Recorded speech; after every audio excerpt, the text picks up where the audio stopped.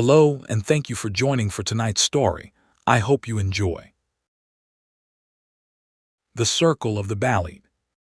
The brush moved in methodical strokes across the leather, working the horse manure into the creases and seams with a persistence that suggested not disgust but ritual, not cleaning but invocation.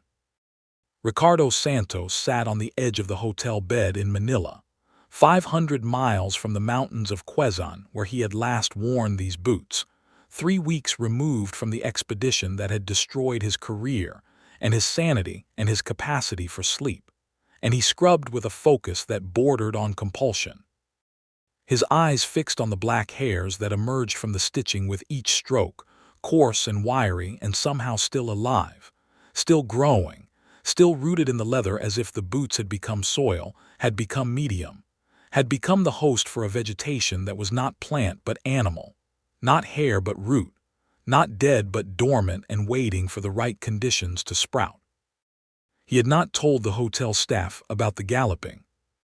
He had not told the doctors, the police, the priests he had consulted in his desperation, the professionals who had prescribed medication and meditation, and the rational explanation that trauma could produce auditory hallucinations, that stress could create the sensation of movement in peripheral vision, that the mind under extreme pressure could invent threats that did not exist in order to make sense of threats that were too strange to process.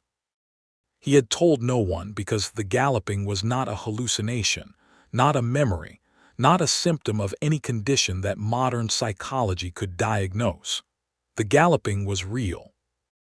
It happened every night at 3:47 a.m., the exact time when the Tikbalang had stepped through the fold in the forest and appeared in his bedroom, its long limbs snapping into place with the sound of joints being reassembled, its horse head regarding him with eyes that were not equine but human, not animal but something else, something that looked at him not as prey but as puzzle, as challenge, as experiment in the art of illusion and displacement and the terrible geometry of the Balete circle.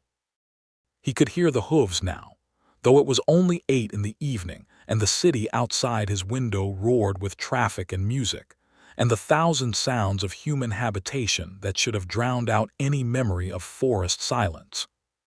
The hooves were not in the room, not yet. They were in the boots, in the seams where the black hairs grew, in the leather that had absorbed something from the forest floor that could not be cleaned, could not be removed, could not be denied.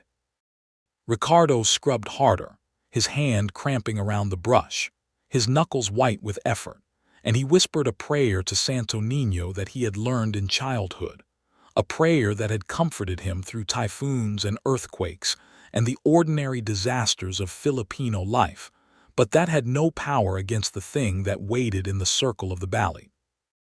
The thing that had followed him home, not because it was hunting him, but because it was curious, because his resistance to its illusions had made him interesting, because his refusal to surrender to the spatial slips and the fevers and the endless walking in circles had marked him as different from the other hikers, the other cartographers, the other prey that the Tikbalang consumed and forgot.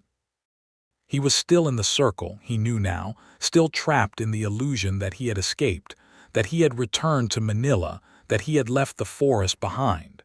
The city was part of the illusion. The hotel was part of the circle.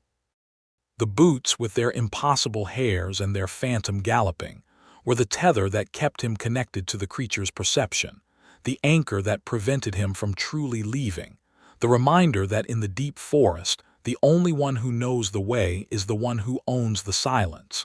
And the Tikbalang owned the silence. It had owned it since before humans came to these islands, since before the first Austronesian navigators stepped ashore and found the trees already arranged in patterns that suggested intention rather than chance, the Balete groves already forming circles that were too perfect to be natural, the spaces between them already distorted in ways that made straight lines curve and short distances long and the concept of direction itself become negotiable. The Tikbalang was not a monster in the Western sense, not a beast that hunted for meat or terror. It was a force of nature, a geological process expressed in biological form, a predator that viewed space itself as its territory and time as its hunting ground, that consumed not bodies but orientations, not lives but perspectives, not flesh but the certainty of where one was, and where one was going, and how to get from here to there. And Ricardo, who had been a cartographer, who had made his living mapping the unmappable, who had believed that space was a fixed quantity that could be measured and recorded and mastered, had been the perfect victim for its art, the ideal subject for its experiments. The cartographer who had finally encountered a space that could not be mapped because it mapped itself around him, rearranging its geometry according to his movements, his fears, his desires, his memories, until the map and the territory became indistinguishable, and the cartographer became not the observer but the observed, not the mapper but the mapped. He scrubbed the boots, and the hooves galloped in the leather, and the hotel room dissolved around him into the green twilight of the forest, and he was back in the circle, back in the displacement, back in the endless walking that had no destination because the destination was wherever the Tikbalang wanted him to be.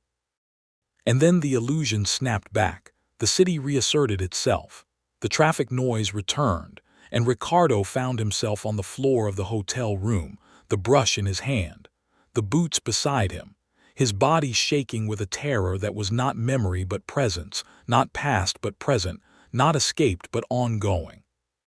He would never leave the circle, he understood now. None of them ever did. The ones who walked out of the forest were the ones who had never truly entered, the tourists and trekkers who stayed on the marked trails and never felt the spatial slip, and never saw the squat, and never heard the hooves galloping in their bedrooms at 3:47 a.m. The ones who entered, who saw, who heard. They were still there, still walking, still trapped in the circle that had no exit because it was not a place but a perception, not a location but a state of mind, not a geographical feature but a psychological condition that the Tikbalang induced and maintained with the patience of a predator that measured its meals in decades rather than days. Ricardo picked up the boots and placed them on the windowsill, where the city light could reach them, where the traffic noise could drown out the galloping, where the rational world could assert its claims against the irrational intruder that had taken up residence in his consciousness.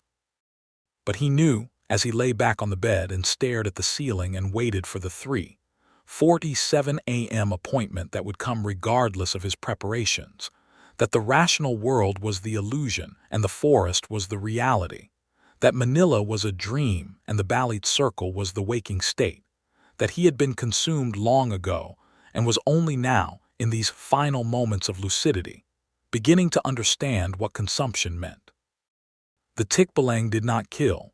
It digested, slowly, patiently, completely, and the digestion was not of flesh but of certainty, not of bone but of direction, not of blood but of the Cartesian coordinates that made human consciousness possible. Ricardo closed his eyes and the green twilight returned, and the hooves galloped closer, and he did not scream because screaming was pointless, because the Tikbalang owned the silence, and in its silence, all human sounds were swallowed, all human protests absorbed, all human resistance converted into the entertainment that the creature sought from its prey. He was entertainment now, he understood. A curiosity, a puzzle that the Tikbalang returned to again and again, testing his reactions, refining its illusions, studying his psychology with the detachment of a scientist and the cruelty of a child pulling wings from insects. And when he was no longer entertaining, when his responses became predictable, when his fear settled into resignation and his hope into despair, the Tikbalang would finally, fully, consume him, and he would become part of the forest, part of the circle, part of the silence that was the creature's true form and final purpose. He waited for 3:47 a.m. and the boots waited with him, and the city roared on outside, ignorant and indifferent and utterly, terrifyingly unreal. Jake Morales had not wanted to come to the Philippines. He had not wanted to leave his apartment in San Francisco, with its view of the bay and its proximity to the tech startups that paid his consulting fees, and its blessed distance from the family history that he had spent his adult life trying to escape. But the email from the publisher had been insistent, and the advance for the book had been substantial, and the alternative to making the journey was the forfeiture of a career that was already teetering on the edge of respectability, his reputation as a cartographer having been tarnished by the 2019 incident in the Mojave. The lost week that had produced no maps and no explanations and no credible account of where he had been, or what he had seen during 7 days that his GPS had recorded as stationary, but his body had experienced as movement, as travel, as passage through spaces that did not appear on any map he had ever made or studied. The publisher wanted a book about unexplained places, the dead zones that appeared on no official map, the patches of terrain that disrupted satellite imagery and confused GPS and made compasses spin uselessly, the anomalous locations that cartographers whispered about at conferences but never documented in peer-reviewed journals. And they wanted Jake to find one, to map it, to explain it in a way that would sell books and restore his reputation, and provide the redemption narrative that readers craved. They had suggested several locations: the Nevada Triangle, the Bennington area, the forests of southern Chile, but Jake had chosen the Philippines, specifically the remote mountains of Quezon Province, because of a rumor he had heard from a fellow cartographer at a conference in Singapore, a whispered account of a Balete dead zone, where GPS failed consistently, where satellite imagery showed only static, where hikers who entered the ancient groves of strangler figs emerged days later with no memory of the time that had passed, their bodies unharmed but their minds altered in ways that made them useless as witnesses, unable to describe what they had seen, or where they had been, or how they had escaped. It was not the anomaly itself that drew Jake, though he told himself it was. It was the challenge, the opportunity to prove that his lost week had not been a breakdown but a discovery, that his reputation could be restored by the same kind of experience that had damaged it, that the spaces that defied mapping were not threats to his sanity but invitations to his ambition. He was 41 years old, divorced, childless, his relationships with other humans having deteriorated over the years into a series of professional acquaintances and transactional friendships that served his career, but left him lonely in ways that he refused to acknowledge. The maps were his companions, the unexplained his obsession, the dead zones his only remaining hope for a legacy that would outlast his body. And if the Quezon expedition succeeded, if he could document the Balete anomaly and explain it in terms that readers would accept and critics could not dismiss, he would have achieved what the Mojave had denied him: proof that he was not crazy, that the spaces were real, that cartography had not reached its limits but was only beginning to explore the territories that lay beyond the edges of the known. He flew into Manila with a backpack full of equipment: GPS units, satellite phones, laser rangefinders, drones with high-resolution cameras, and the leather-bound journal that he had kept since his first expedition, filled with sketches and measurements and the coded notations that described his experiences in places that official cartography refused to acknowledge. He spent 2 days in the city, arranging permits and supplies and the local guide that the publisher's fixer had recommended, a man named Cale who spoke English with an accent that suggested both education and isolation, who moved through the city's chaos with a detachment that made Jake think of soldiers, of survivors, of people who had seen things that could not be unseen, and had learned to carry their knowledge with the same economy that Jake applied to his maps.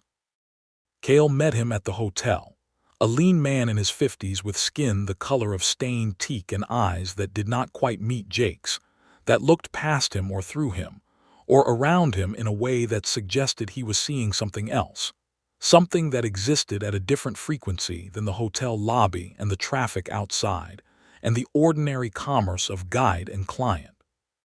"You want to map the Balete," Cale said, not a question but a statement, a confirmation of something that he already knew. "I want to document a dead zone," Jake corrected, though the correction felt false even as he spoke it, a pretense of scientific objectivity that neither of them believed. A place where GPS doesn't work, where satellite imagery fails, where the terrain doesn't match the topographical surveys. There are places like that all over the world. I want to understand why. Cale was silent for a long moment, his eyes still not meeting Jake's, his fingers drumming a rhythm on the hotel table that was not random but patterned, a sequence that Jake's trained ear recognized as a beat, a pulse, a cartographic notation expressed in percussion rather than line. "The Balete are not a dead zone," Cale said finally, his voice low, almost a whisper, as if he were speaking not to Jake but to someone else in the room, someone that Jake could not see. "They are a living zone, a zone that lives, that thinks, that hunts. The dead zones you speak of, the places where GPS fails, they are not failures of technology. They are successes of the forest. The technology works perfectly. It is the space itself that does not cooperate. The space changes, Mr. Morales. It shifts, it slips. It rearranges itself according to rules that we do not understand, and the Tikbalang controls completely." "The Tikbalang," Jake repeated, the word familiar from his research. A creature from Filipino folklore, a shapeshifter that took the form of a man with the head and hooves of a horse, that played tricks on travelers, that led them astray with illusions and false paths and the manipulation of perspective. "You mean the legends, the stories?" "I mean the reality," Cale said, and his eyes finally met Jake's, and what Jake saw in them made him want to stand up and walk out of the hotel and book the next flight back to San Francisco. The eyes were not human, not entirely. They held a greenish tint that suggested not iris pigment but chlorophyll, not retinal tissue but leaf, and they moved with a slowness that was not blindness but patience, the patience of a predator that had watched humans for centuries and would watch them for centuries more, that had no need for haste because time itself was its ally, its tool, its hunting ground. "The Tikbalang is not a legend, Mr. Morales.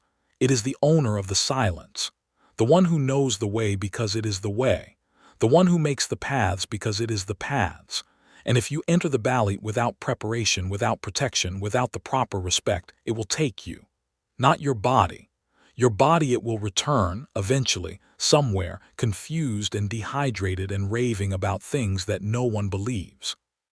But your mind, Mr. Morales, your mind it will keep, your mind it will play with, your mind it will consume slowly over years, over decades, until there is nothing left but the walking, the endless walking in circles, the circling of the Balete that has no exit because the exit is wherever the Tikbalang wants it to be." Jake should have listened. Every instinct honed by his years in the wilderness, his encounters with the unexplained, his lost week in the Mojave, screamed at him to acknowledge the warning, to respect the fear, to turn back before the threshold was crossed. But he was a cartographer, and cartographers do not turn back from unmapped spaces, do not retreat from the unknown, do not allow the fears of local guides to dictate the boundaries of their explorations. He had heard similar warnings before in other places from other guides, and he had always pushed through, always found the rational explanation, always mapped the anomaly and reduced it to contour lines and elevation markers and the comforting language of official geography. The Mojave had been different, yes, but the Mojave had been an exception, a glitch, a failure of preparation that he had corrected through better equipment, better planning, better understanding of the psychological factors that could distort perception in extreme environments. The Balete would be different. The Tikbalang was a legend, a story, a metaphor for the dangers of the forest that had been literalized by centuries of oral tradition into something that seemed real, but was merely the projection of human fear onto natural phenomena. He would map the dead zone. He would explain the GPS failure.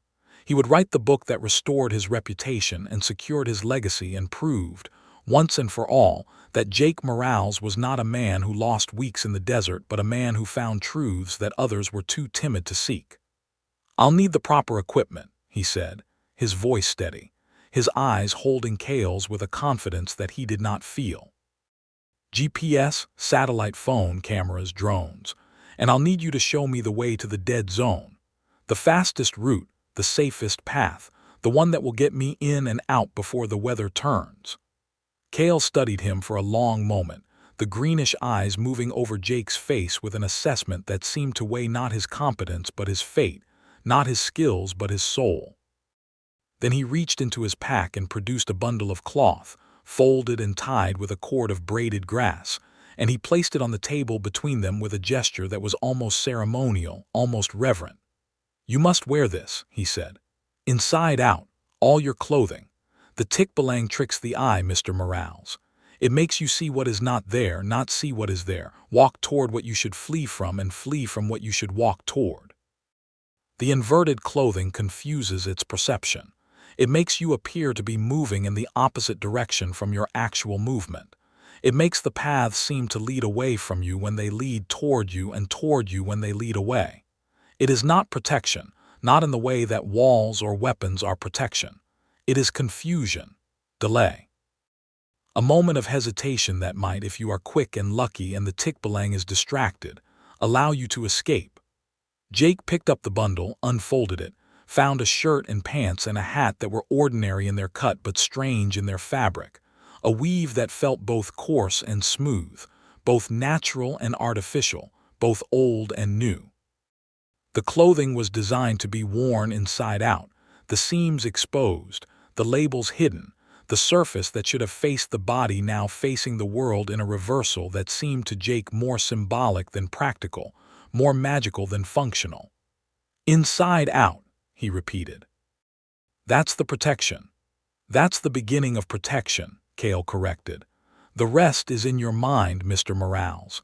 In your willingness to doubt what you see, to question what you feel, to mistrust the certainty that has kept you alive in other forests but will kill you in this one. The Tikbalang feeds on certainty, Mr. Morales. It consumes the confidence that makes you walk in straight lines, the assumption that makes you believe your compass, the ego that makes you think you can map what cannot be mapped. If you enter the balete with your cartographer's mind intact, with your need to measure and record and explain, the Tikbalang will find you delicious. It will play with you for years. But if you enter with doubt, with humility, with the willingness to be lost, truly lost, not temporarily misplaced but fundamentally uncertain of your place in the world, then you might survive to tell the story. Jake folded the clothing back into its bundle, his hands moving with a precision that was automatic, the muscle memory of a man who had packed and unpacked equipment 1,000 times in 1,000 places. "I'll wear it," he said, "but I won't rely on it. I don't believe in magic, Kale. I believe in preparation, in observation, in the scientific method. And those things have kept me alive in places that would have killed a superstitious man." Kale smiled, a gesture that did not reach his eyes, that suggested not amusement but resignation, the patience of a man who had heard such statements before and would hear them again, who had guided too many skeptics into the forest and retrieved too many broken bodies to believe that words could change what experience would confirm. "Then we leave tomorrow," he said, "at first light, and may the saints protect you, Mr. Morales, because the Tikbalang will not." They left Manila in a jeepney that Kale had hired, a converted military vehicle that had been painted in colors that hurt Jake's eyes and decorated with religious icons that swung from the rearview mirror in a hypnotic rhythm that matched the vehicle's movement through the traffic-choked streets. The journey took 12 hours, the jeepney climbing into the mountains on roads that grew narrower and more treacherous with each mile, the city giving way to towns and the towns to villages, and the villages to hamlets that seemed to exist in a different century, a different reality, a different relationship with the land than the urban world that Jake had left behind. They stopped in one of these hamlets, a cluster of houses built on stilts beside a river that ran brown with sediment and memory, and Kale bought supplies from a store that sold not merely food and water, but offerings, incense, small statues of saints and spirits that the proprietor wrapped in paper with a reverence that suggested not commerce but sacrament. Jake watched the transaction with his cartographer's eye, noting the coordinates in his journal, marking the elevation and the terrain features and the magnetic declination that made his compass behave strangely even here, at the edge of the dead zone, before they had entered the forest proper. The proprietor noticed his attention, noticed the journal, noticed the scientific precision with which Jake recorded the ordinary details of the hamlet, and he said something to Cale in a dialect that Jake did not understand.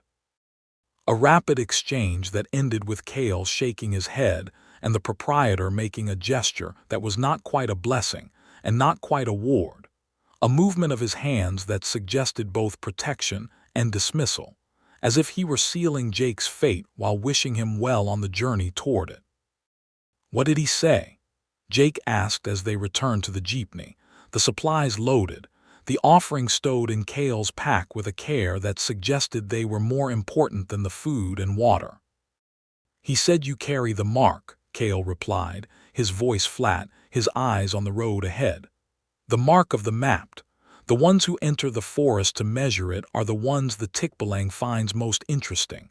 It has already seen you," he says. "It has already begun to rearrange the paths according to your measurements.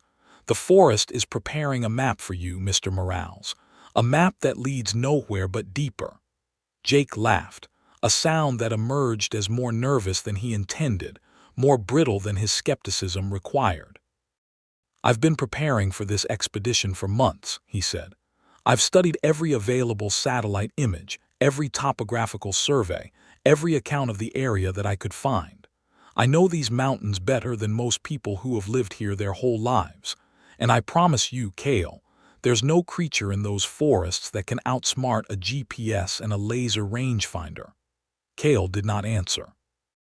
He started the jeepney's engine, and the religious icons swung, and the vehicle climbed into the mountains, and the hamlet receded behind them like a memory that was already fading, already becoming part of the illusion that the Tikbalang wove around its prey.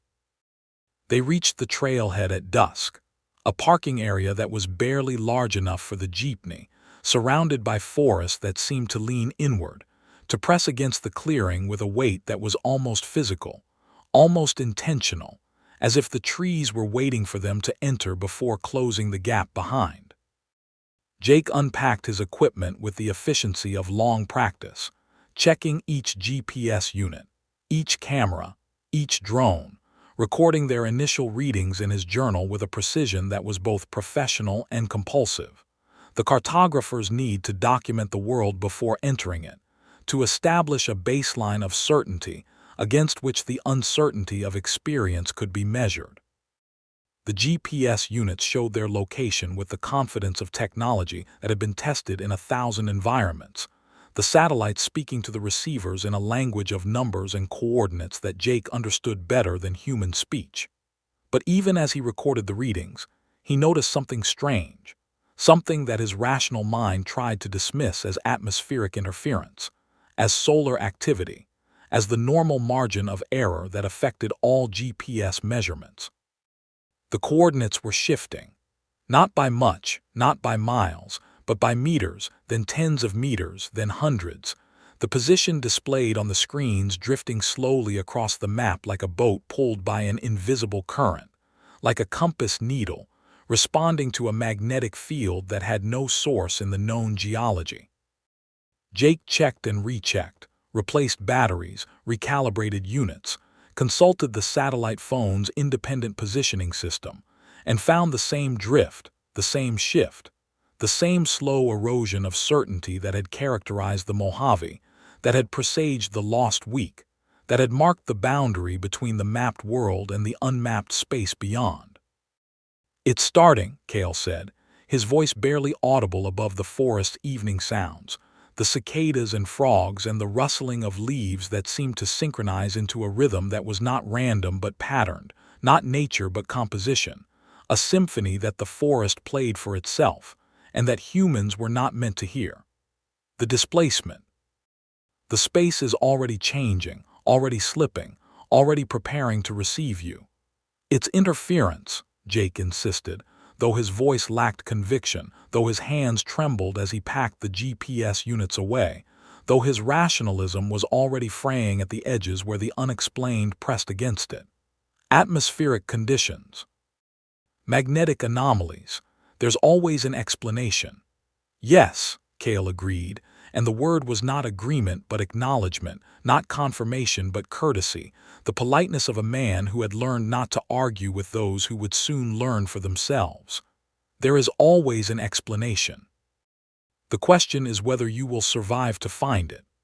They made camp at the trailhead, not entering the forest until morning, and Jake lay in his tent with his eyes open, listening to the sounds of the night, the ordinary sounds that were somehow wrong, the cicadas that chirped in rhythms that matched his heartbeat, the frogs that croaked in patterns that suggested language, the wind in the leaves that whispered his name, not his professional name, his public name, but his true name, the one that his mother had called him in childhood, the one that he had not heard spoken aloud in 30 years. He told himself it was imagination, stress, the power of suggestion that Cale's warnings had planted in his mind. But the whispers persisted, and the rhythms persisted, and when he finally slept, his dreams were filled with maps that drew themselves, lines that rearranged into circles, circles that tightened around him like a noose, and he woke before dawn with the certain knowledge that today he would enter the Balete.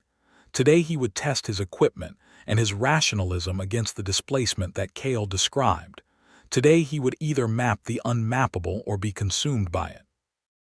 And as he packed his gear and pulled on the inside-out clothing that Cale had provided, he felt the forest watching him, not with eyes but with attention, not with hostility but with curiosity, the curiosity of a predator that had spotted prey of an unusual type and was preparing to test its defenses, to probe its weaknesses, to play with it before the final consumption began. They entered the forest at first light, the sun rising behind the eastern ridges in a blaze of color that should have been beautiful but was instead ominous, the light filtering through the canopy in beams that did not illuminate but seemed to solidify, to create paths of luminescence that led in directions that Jake's compass insisted were wrong, that his GPS insisted were impossible, that his eyes insisted were real. The trail was marked, officially, on the maps that Jake had studied, a maintained path that led through the lower elevations to a viewpoint that overlooked the Balete groves, a tourist destination that was supposed to be accessible without special equipment or local knowledge. But the trail that Jake saw did not match the trail on his maps, did not match the photographs he had studied, did not match the descriptions in the guidebooks that the publisher had provided. It was wider in places, narrower in others, branching where it should have been straight, curving where it should have been direct, and the markers that should have indicated the official route were missing or misplaced or reversed, pointing backward rather than forward, inward rather than outward, toward the forest rather than through it. Jake recorded these anomalies in his journal with a hand that trembled only slightly, noting the discrepancies between map and territory with the precision that had once been his hallmark, the attention to detail that had made him one of the most respected cartographers of his generation. But even as he recorded, he felt the discrepancies multiplying, felt the gap between what he saw and what he knew widening like a wound that would not close, a fracture in the world that admitted not light but darkness, not understanding but confusion. Cale walked ahead of him, his inside-out clothing visible beneath his pack, his movements sure and steady in a way that suggested he was following not the trail but something else, something that Jake could not perceive, a path that existed in Cale's perception rather than in the physical world. "The trail has changed," Jake said, his voice sounding strange in the forest's acoustics, muffled and echoing simultaneously as if the air itself were distorting his words. "The markers are wrong. The map doesn't match." "The map never matches," Cale replied, not turning, not slowing. "The map is a fiction, Mr. Morales, a story we tell ourselves to make the forest manageable, but the forest is not manageable." The forest is the story, and we are the characters, and the Tikbalang is the narrator, and the map is just a prop that the narrator provides to make the characters feel like they have agency. I don't believe in narrators, Jake said, though the words emerged as a whisper, as if the forest were compressing his voice, absorbing his skepticism, converting his rationalism into the silence that the Tikbalang owned. I believe in coordinates, in measurements, in the scientific method. Then measure this, Cale said, and he stopped, and Jake stopped behind him, and they stood in a clearing that should not have existed, a space where the canopy opened to reveal not the sky but a different canopy. A lower ceiling of branches and leaves that created a green twilight that was permanent and oppressive, and somehow familiar, as if Jake had been here before, had walked this clearing before, had stood in this exact spot, and heard these exact words in a dream that he could not quite remember. The clearing contained a rock, a mossy boulder that sat in the center like an altar, like a throne, like a marker that had been placed for a purpose that was not geological but intentional. And on the rock, carved into the moss with a precision that suggested tool use rather than natural weathering, were symbols that Jake did not recognize, patterns that seemed to move when viewed directly but stabilized in peripheral vision, writing that was not writing but something else. Something that communicated not through language but through spatial arrangement, through the geometry of curves and angles that spoke directly to the part of the brain that processed navigation, that understood direction, that maintained the internal map that allowed humans to find their way through the world. Jake approached the rock, his hand reaching for his camera, his mind already framing the explanation, the scientific account, the rational description that would make this anomaly comprehensible, that would fit it into the taxonomy of the known and remove its power to terrify. But as he raised the camera, the symbols shifted, rearranging themselves into new patterns, new geometries, new communications that bypassed his conscious perception and spoke directly to his nervous system, making his hand tremble, making his vision blur, making his sense of direction dissolve into a spinning confusion that had no up or down, no left or right, no forward or backward, only the endless, circling, tightening spiral of the ballet. He lowered the camera, his body swaying, his hand finding the rock for support, and the stone was warm beneath his fingers, warm and slightly pulsing, as if the boulder were not mineral but organic, not dead but alive, not a marker but a heart, the heart of the forest that beat with a rhythm that matched the cicadas and the frogs and the wind in the leaves and the whispering of his name that he had heard in the night. "What is this?" he managed to ask, his voice a croak that barely rose above the forest symphony. "What does it say?" "It says you are here," Cale replied, his voice flat, his eyes not meeting Jake's, his own hand resting on the rock in a posture that suggested not support but communion, not balance but connection. "It says you have entered the circle. It says the Tikbalang knows your name and your fear and your desire and your weakness, and it has begun to arrange the paths accordingly. The displacement has begun, Mr. Morales. The space is slipping. And from this point forward, there is no map that can save you, no measurement that can guide you, no rational explanation that can protect you from what you are about to see." Jake wanted to argue, wanted to assert his cartographer's certainty, wanted to pull out his GPS and his rangefinder and his compass, and demonstrate that technology could penetrate even this forest, could measure even this anomaly, could explain even this displacement. But his hands would not obey, his body would not respond. His mind was spinning in the spiral that the symbols had induced, and he could only stand swaying, touching the warm stone, listening to the forest symphony resolve into a single note, a single pulse, a single frequency that was not sound but direction, not music but navigation, the Tikbalang's voice speaking in the only language that mattered in this place, the language of space itself, rearranged.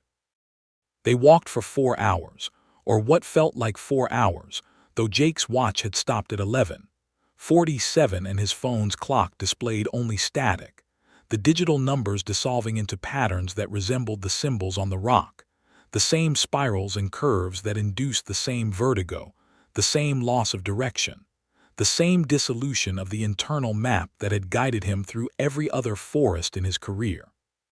They followed the stream that Cale had pointed out, a ribbon of brown water that ran through the forest with a sound that should have been soothing, but was instead insistent, almost conversational, as if the water were speaking to them in a language of liquid syllables that Jake could almost understand, almost translate, almost map onto the coordinates of meaning. The stream was their guide, Cale had said, the one path through the forest that the Tikbalang could not fully control, because water followed gravity and gravity was a law that even the creature's illusions could not entirely violate.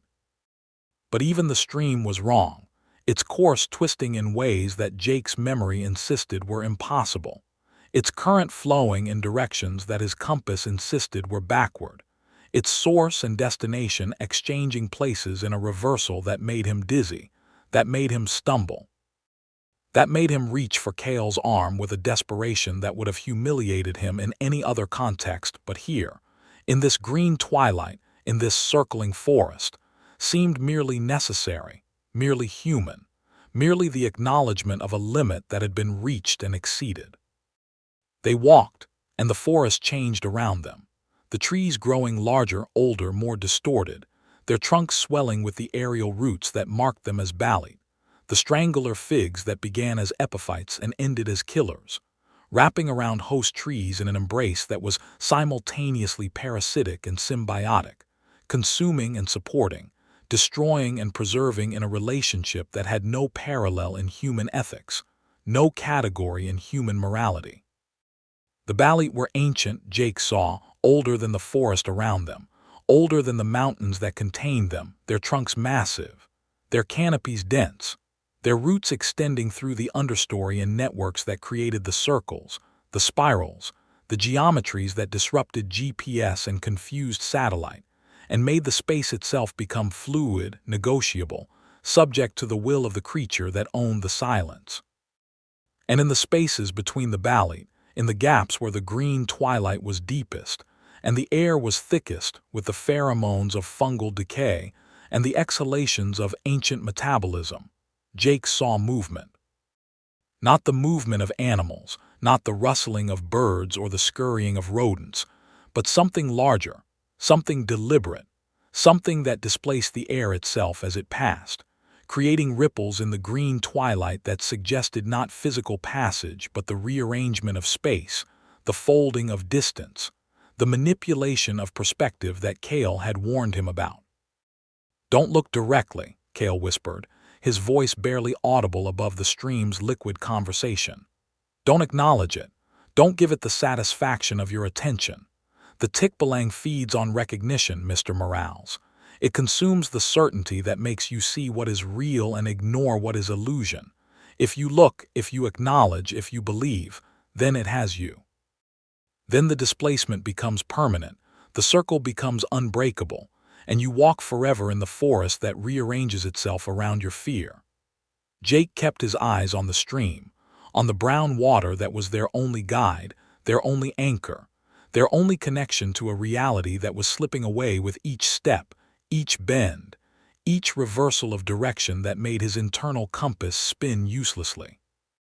But he could feel the movement in his peripheral vision, the displacement of air, the pressure of attention, the weight of something watching him from the spaces between the trees, from the gaps in the canopy, from the folds in the forest's geometry that his eyes could not process but his nervous system could detect. The ancient prey reflex that had evolved to spot predators in shadows and was now, in this forest where shadows had substance and predators had no fixed form, his only remaining defense. They walked, and the stream twisted, and the balete grew denser, and the green twilight became a permanent condition, a state of illumination that had no source and no shadow, that made everything visible and nothing clear, that reduced the world to shades of green and gray and the brown of the stream and the black of the spaces between the trees where the watching was most intense. And then, suddenly, Cale stopped. Not gradually, not with warning, but with a violence that suggested he had walked into an invisible wall, a barrier that had not been there a moment before but was now absolute, impenetrable, final. Jake stopped behind him, his momentum carrying him into the guide's back, and he looked up, past Cale's shoulder, and saw what had stopped them. It was a balete, but not like the others. This one was massive, a single tree that dominated the clearing before them, its trunk wider than a house, its canopy so dense that it blocked not merely the sky but the green twilight itself, creating a darkness beneath its branches that was not shadow but absence, not dimness but void. And around its base, arranged in a perfect circle, were other trees, smaller trees, saplings and shrubs and ferns that had been shaped by some force into a pattern that was too precise to be natural, too deliberate to be accidental, too meaningful to be ignored. It was the circle, Jake realized. The circle of the balete, the heart of the dead zone, the center of the displacement. And standing in the center of the circle, regarding them with eyes that were not visible but perceptible, was the Tikbalang. It was not what Jake had expected. The folklore had prepared him for a horseman, a creature with equine features and human body, a shapeshifter that could disguise itself as traveler or tree or rock, a trickster that played pranks rather than committed atrocities. But the thing in the circle was not a horseman. It was not a shapeshifter. It was not a trickster. It was something older and stranger and more terrible than any legend could capture, any story could convey, any human mind could comprehend without fracturing. It was tall, taller than the trees around it, though it stood on the ground rather than in the canopy, its body elongated and attenuated in ways that suggested not malformation but different formation, a skeletal structure that had evolved for purposes that had nothing to do with terrestrial locomotion, nothing to do with the gravity and the ground that constrained human movement.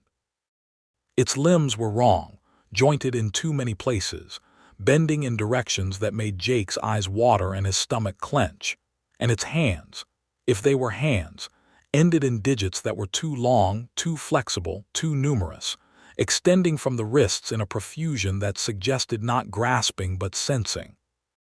Not manipulation but perception, fingers that touched the air around it in patterns that rearranged the molecules, that shifted the perspective, that made the space between Jake and the creature seem to contract and expand simultaneously, to be both inches and miles, both reachable and infinitely distant.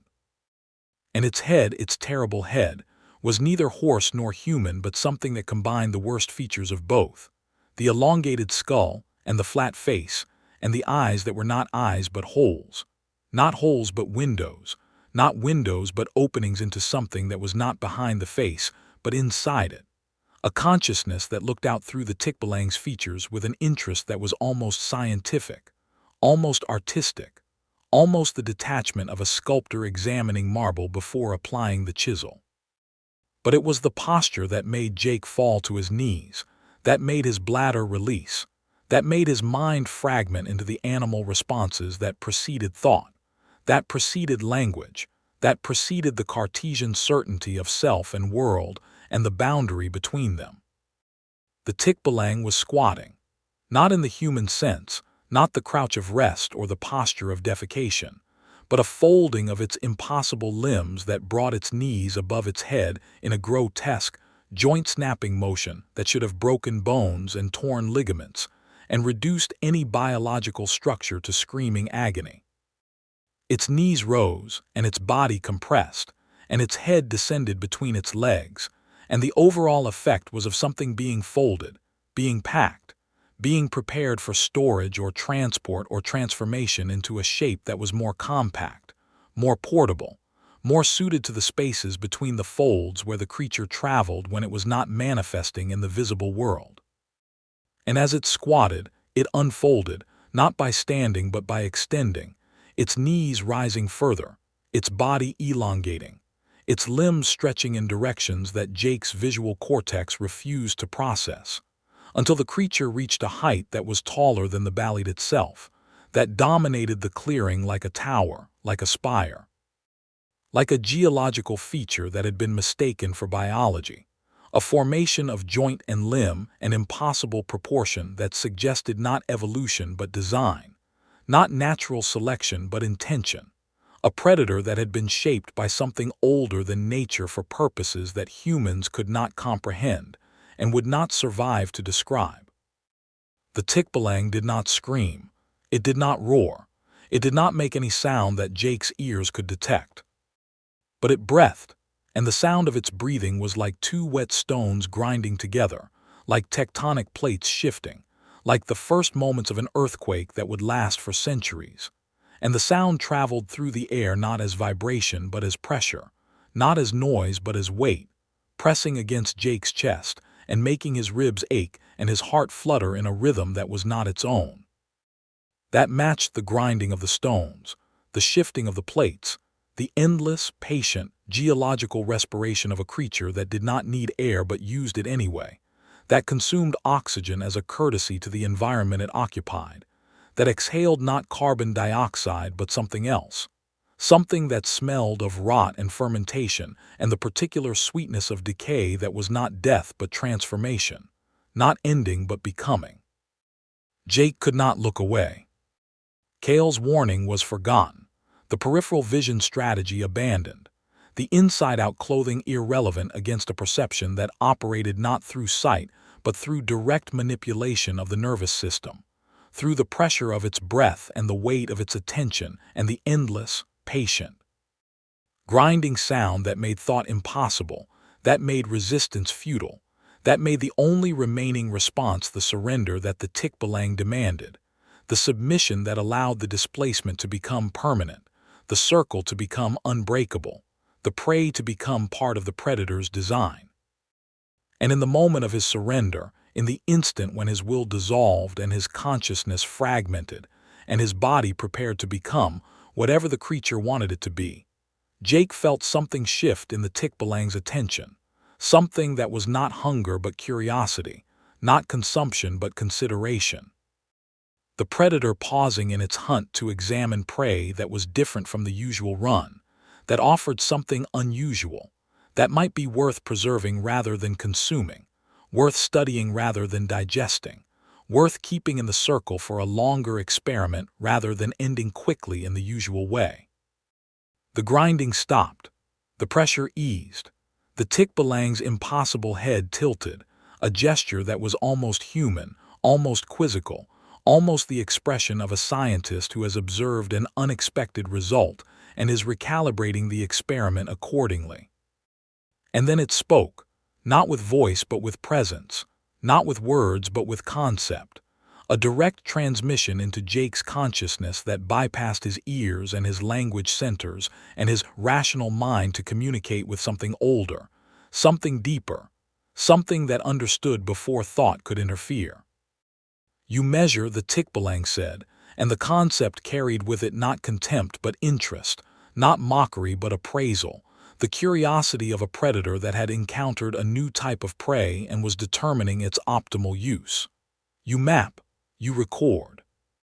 You believe that space is fixed and time is linear, and the world can be captured in coordinates and contours and the geometry of human understanding. And you are wrong, cartographer. You are magnificently, completely, beautifully wrong. But your wrongness is interesting. Your wrongness is a perspective that I have not encountered in many seasons, and perspectives are the only currency that matters in the Circle of the Balete. Not flesh, not blood, not the easy consumption of bodies that offer no resistance and teach nothing new, but perspectives. Ways of seeing.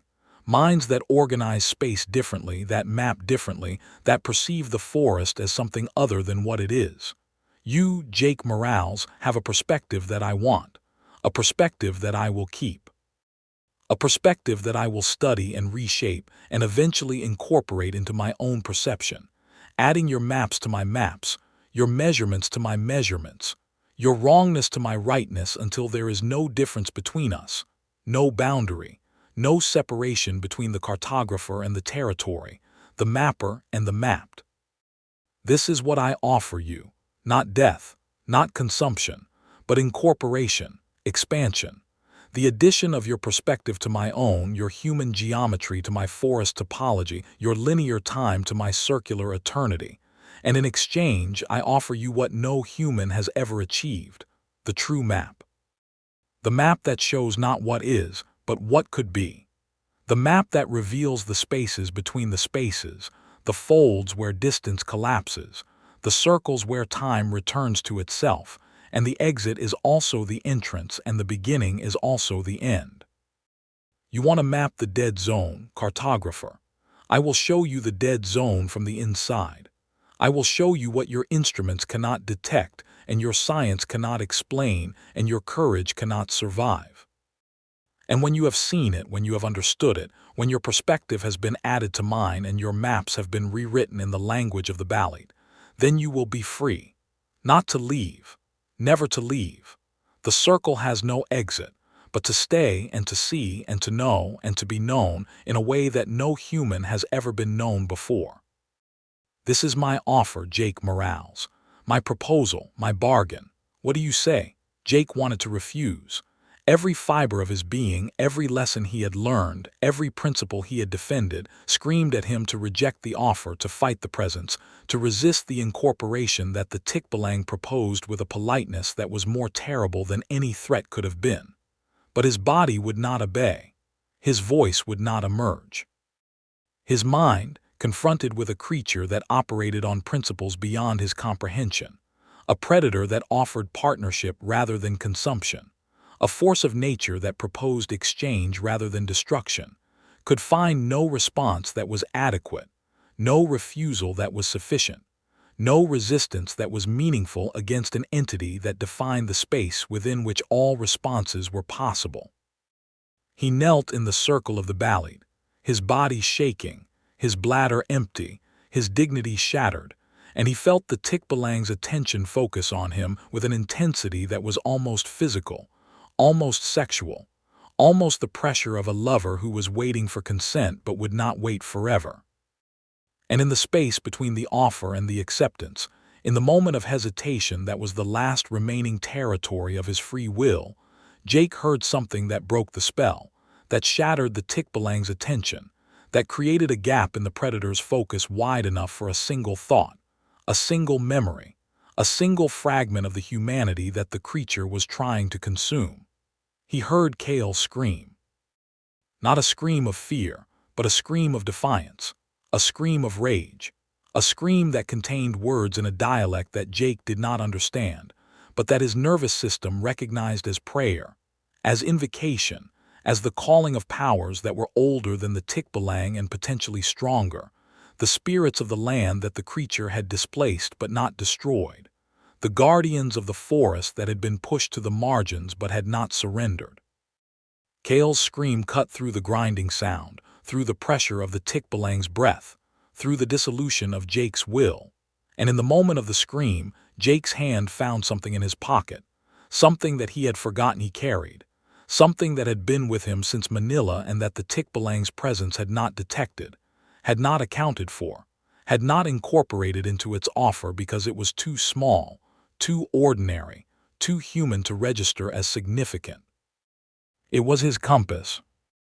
Not the digital compass in his GPS, not the scientific instrument that the creature had already disrupted, but the analog compass that his father had given him when he was 12 years old, the liquid-filled housing with its floating needle that pointed always to magnetic north, that had guided him through 1,000 forests, that had been with him in the Mojave, and had survived the lost week, and had emerged from that experience with its needle still true, its housing unbroken, its simple mechanical reliability untouched by the anomalies that had destroyed his electronic equipment.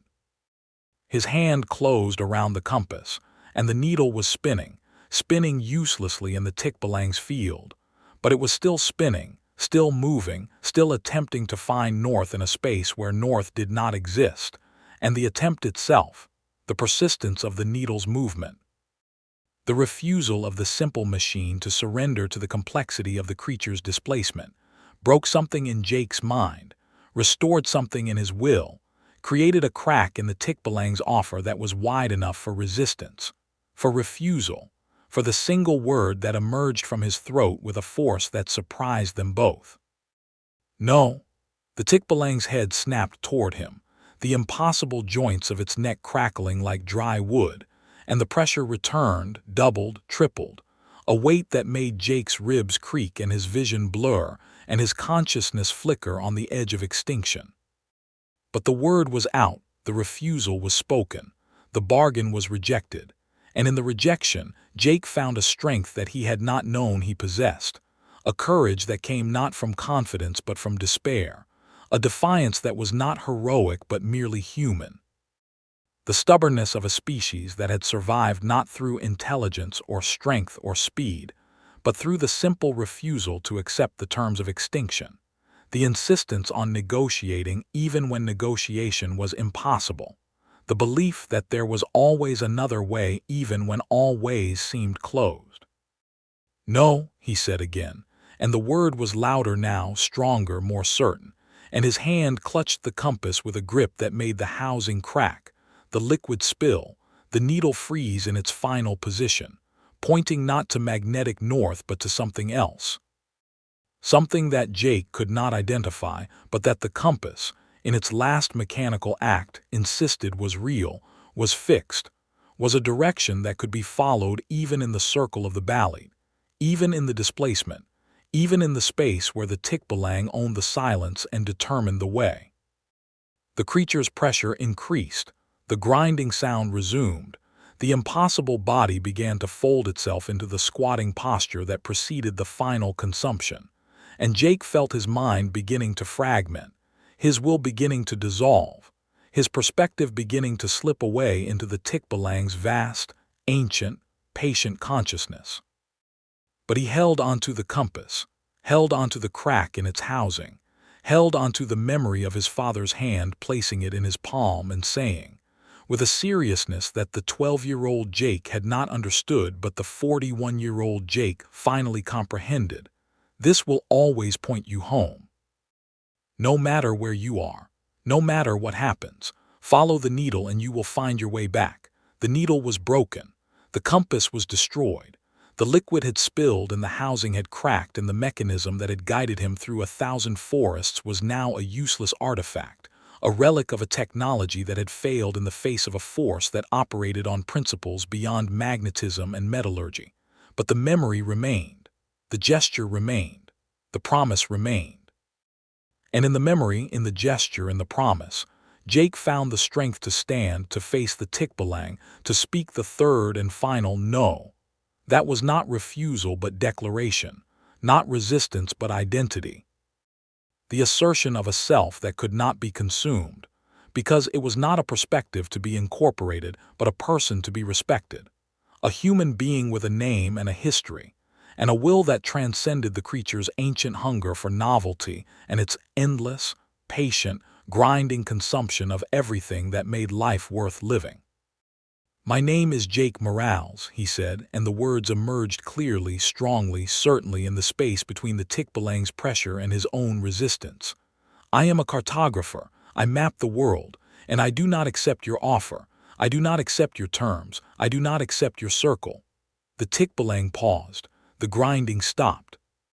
The pressure eased, not because Jake's words had defeated the creature, but because the creature was considering, was reassessing, was recalculating the optimal strategy for dealing with prey that refused to cooperate, that rejected the bargain, that insisted on its own terms even in the face of annihilation. And in the pause, in the moment of the creature's reconsideration, Jake turned and ran, not toward the circle's exit.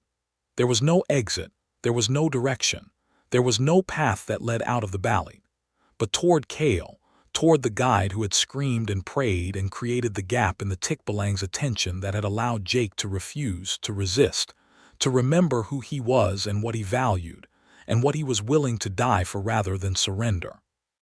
He ran, and the forest rearranged itself around him, the paths shifting, the distances expanding and contracting, the Tikbalang's laughter, if it was laughter, if the grinding sound could be interpreted as amusement rather than appetite, echoing through the green twilight as the creature decided, finally, what to do with prey that would not be incorporated, would not be consumed, would not be added to the perspective but insisted on remaining separate, individual human. And the chase began, not with pursuit but with herding, not with capture but with direction. The Tikbalang using its impossible limbs to snap branches from above, to block paths behind, to create a maze of fallen trees and shifted perspectives that drove Jake and Kale deeper into the forest, deeper into the circle, deeper into the displacement that had no exit because the exit was not a place, but a state of mind. And the Tikbalang owned the silence that made the state of mind possible. The herding was not a chase in any conventional sense. The Tikbalang did not pursue them with the speed of a predator or the ferocity of a hunter closing on exhausted prey. Instead, it moved ahead of them, around them, above them, its impossible limbs displacing through the forest geometry with a deliberation that suggested not urgency but leisure, not hunger but entertainment. The cat playing with mice who had not yet learned that the game would end only when the cat chose to end it. Jake ran, his lungs burning, his legs shaking, his hand still clutching the broken compass that was now merely a weight in his pocket, a memory of direction rather than a tool for finding it.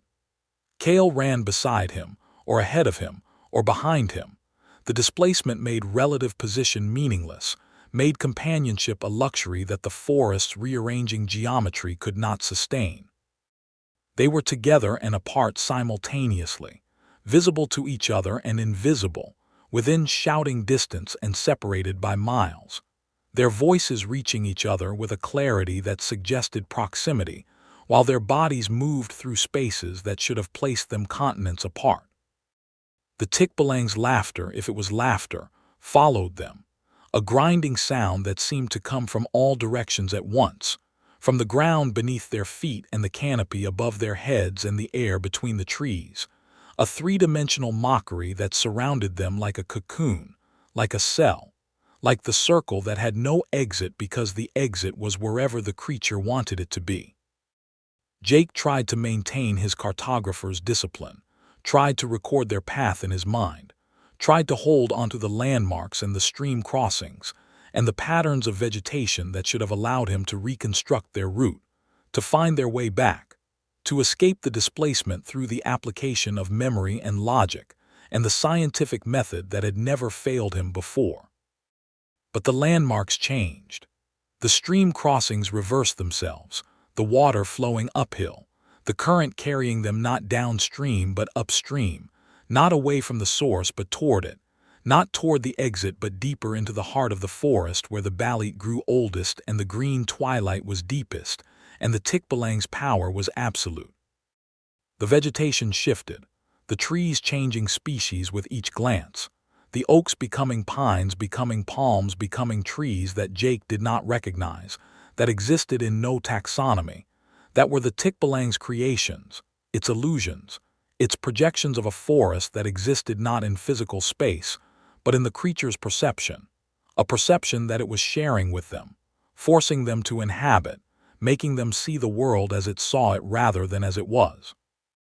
And the time was wrong, was broken, was circular. Jake's watch had stopped, but his body knew that hours had passed, that days had passed, that weeks might have passed in the green twilight that never changed, that never dimmed, that never brightened, that maintained a permanent state of illumination that was neither day nor night but something else, something that the Tikbalang preferred, something that allowed it to hunt without the interference of diurnal cycles, without the constraints of a world that turned and shifted and changed in ways that the creature could not control. They ran until they could run no more, until their bodies collapsed against trees that were warm and pulsing and alive in ways that trees should not be alive, until their minds retreated into a state that was not sleep but unconsciousness, not rest but suspension, a holding pattern that preserved their bodies while their consciousnesses wandered in the illusions that the Tikbalang provided, the dreams that were not dreams but experiments, tests, probes of their psychology, their memories, their fears. Jake woke or seemed to wake in a space that was familiar, that was safe, that was home. He was in his apartment in San Francisco, the bay visible through the window, the fog rolling in from the Pacific in patterns that he recognized, that he had watched 1,000 times, that were as familiar as his own heartbeat. He was lying on his couch, his body comfortable, his mind clear, his compass, his father's compass, resting on the coffee table before him, whole and unbroken, its needle pointing steadily to the north, to home, to safety. The lost week in the Mojave was a memory, distant and fading, like a dream that dissolves upon waking. The expedition to the Philippines was a plan, not yet executed, still in the future, still avoidable. He had not yet met Kale, had not yet entered the Balete, had not yet encountered the Tikbalang or heard its grinding voice or felt its pressure against his ribs.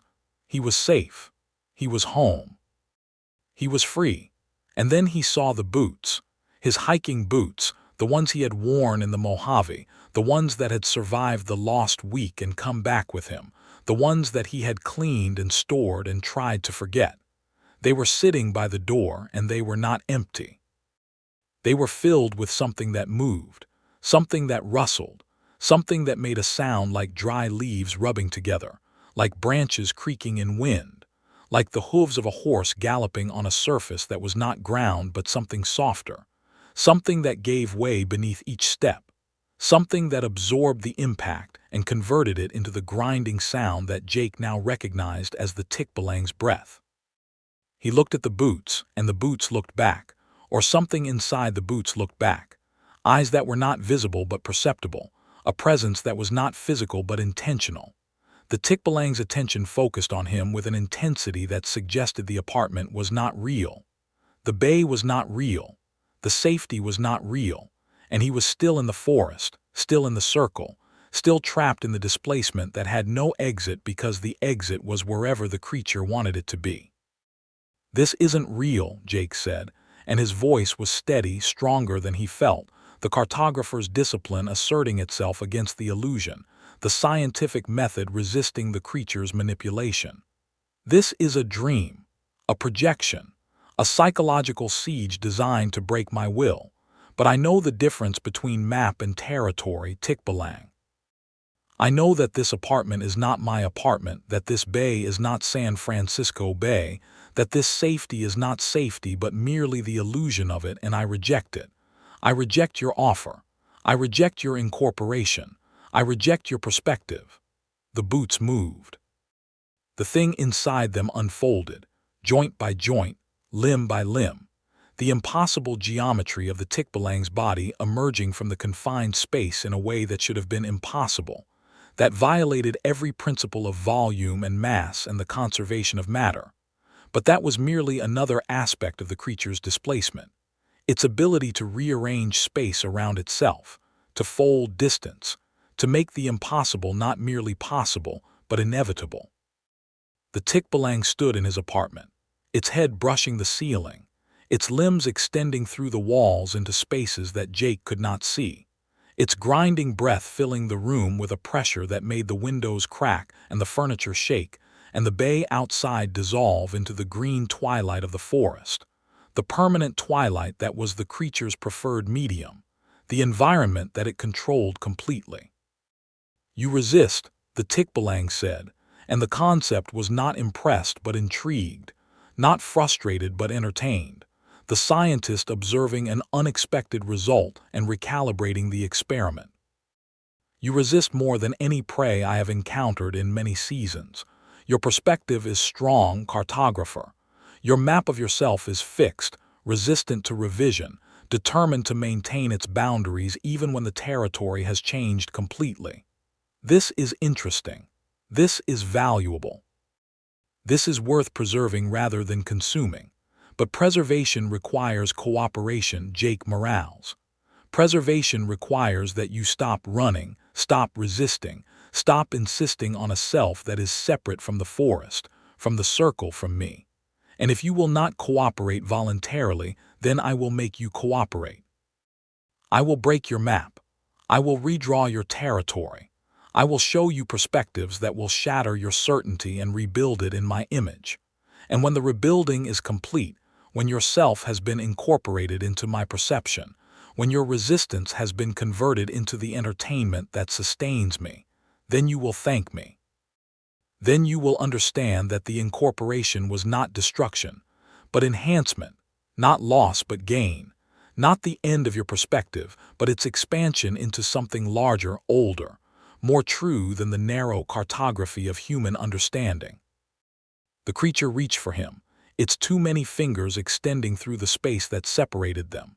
And Jake felt the touch, felt the pressure, felt the displacement of his own boundaries as the Tikbalang's perception merged with his, as the creature's vision overlaid his own, as he began to see the world through eyes that were not human, that had never been human, that processed space and time and causality in ways that his brain could not integrate, could not comprehend, could not survive.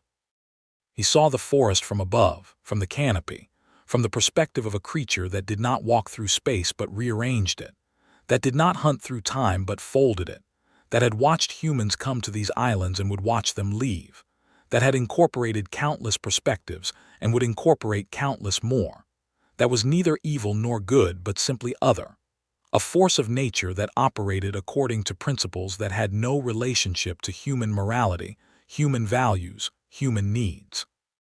And he saw himself from the creature's perspective, saw his body as a collection of cells and memories and perspectives that were valuable only as additions to the Tikbalang's own, saw his resistance as a flavor, a spice, a seasoning that made the consumption more interesting, more entertaining, more worth preserving for the extended experiment that the creature was conducting.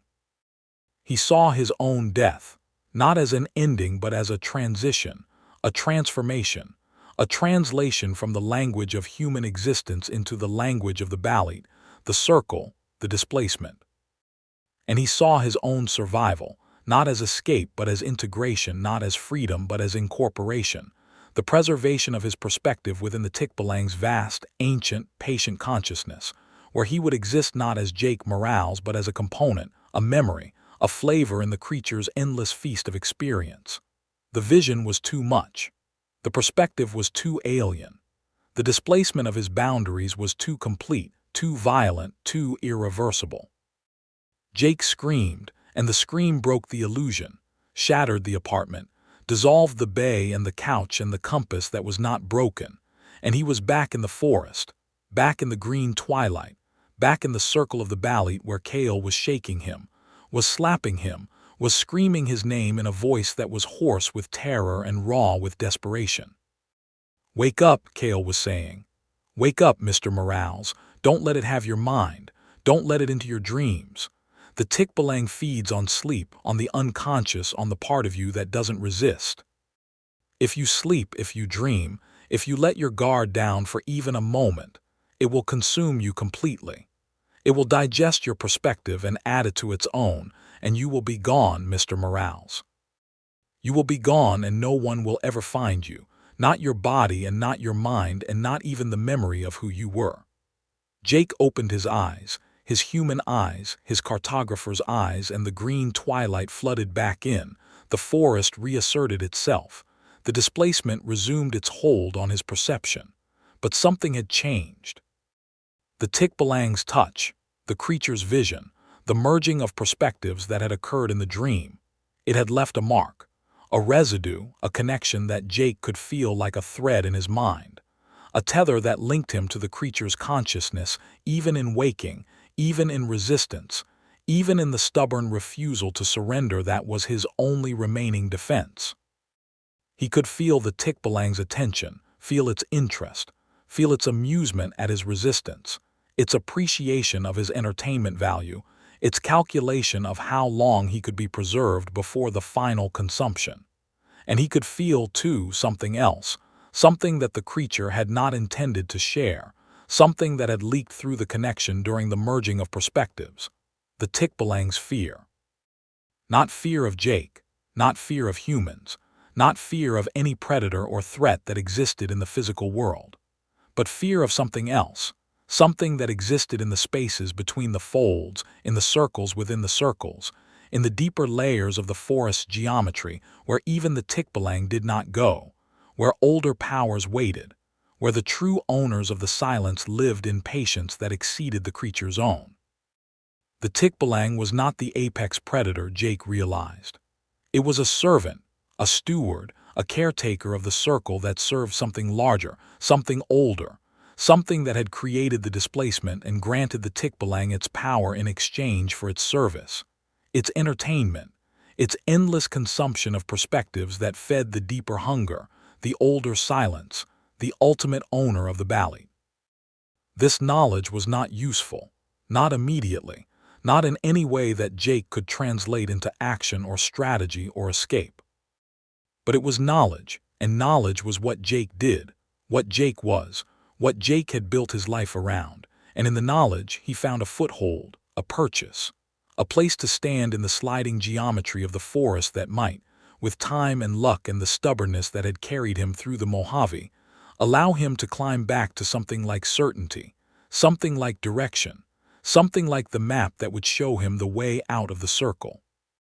"Kale," he said, his voice rough, his throat dry, his body aching from the run and the dream and the displacement that had no exit.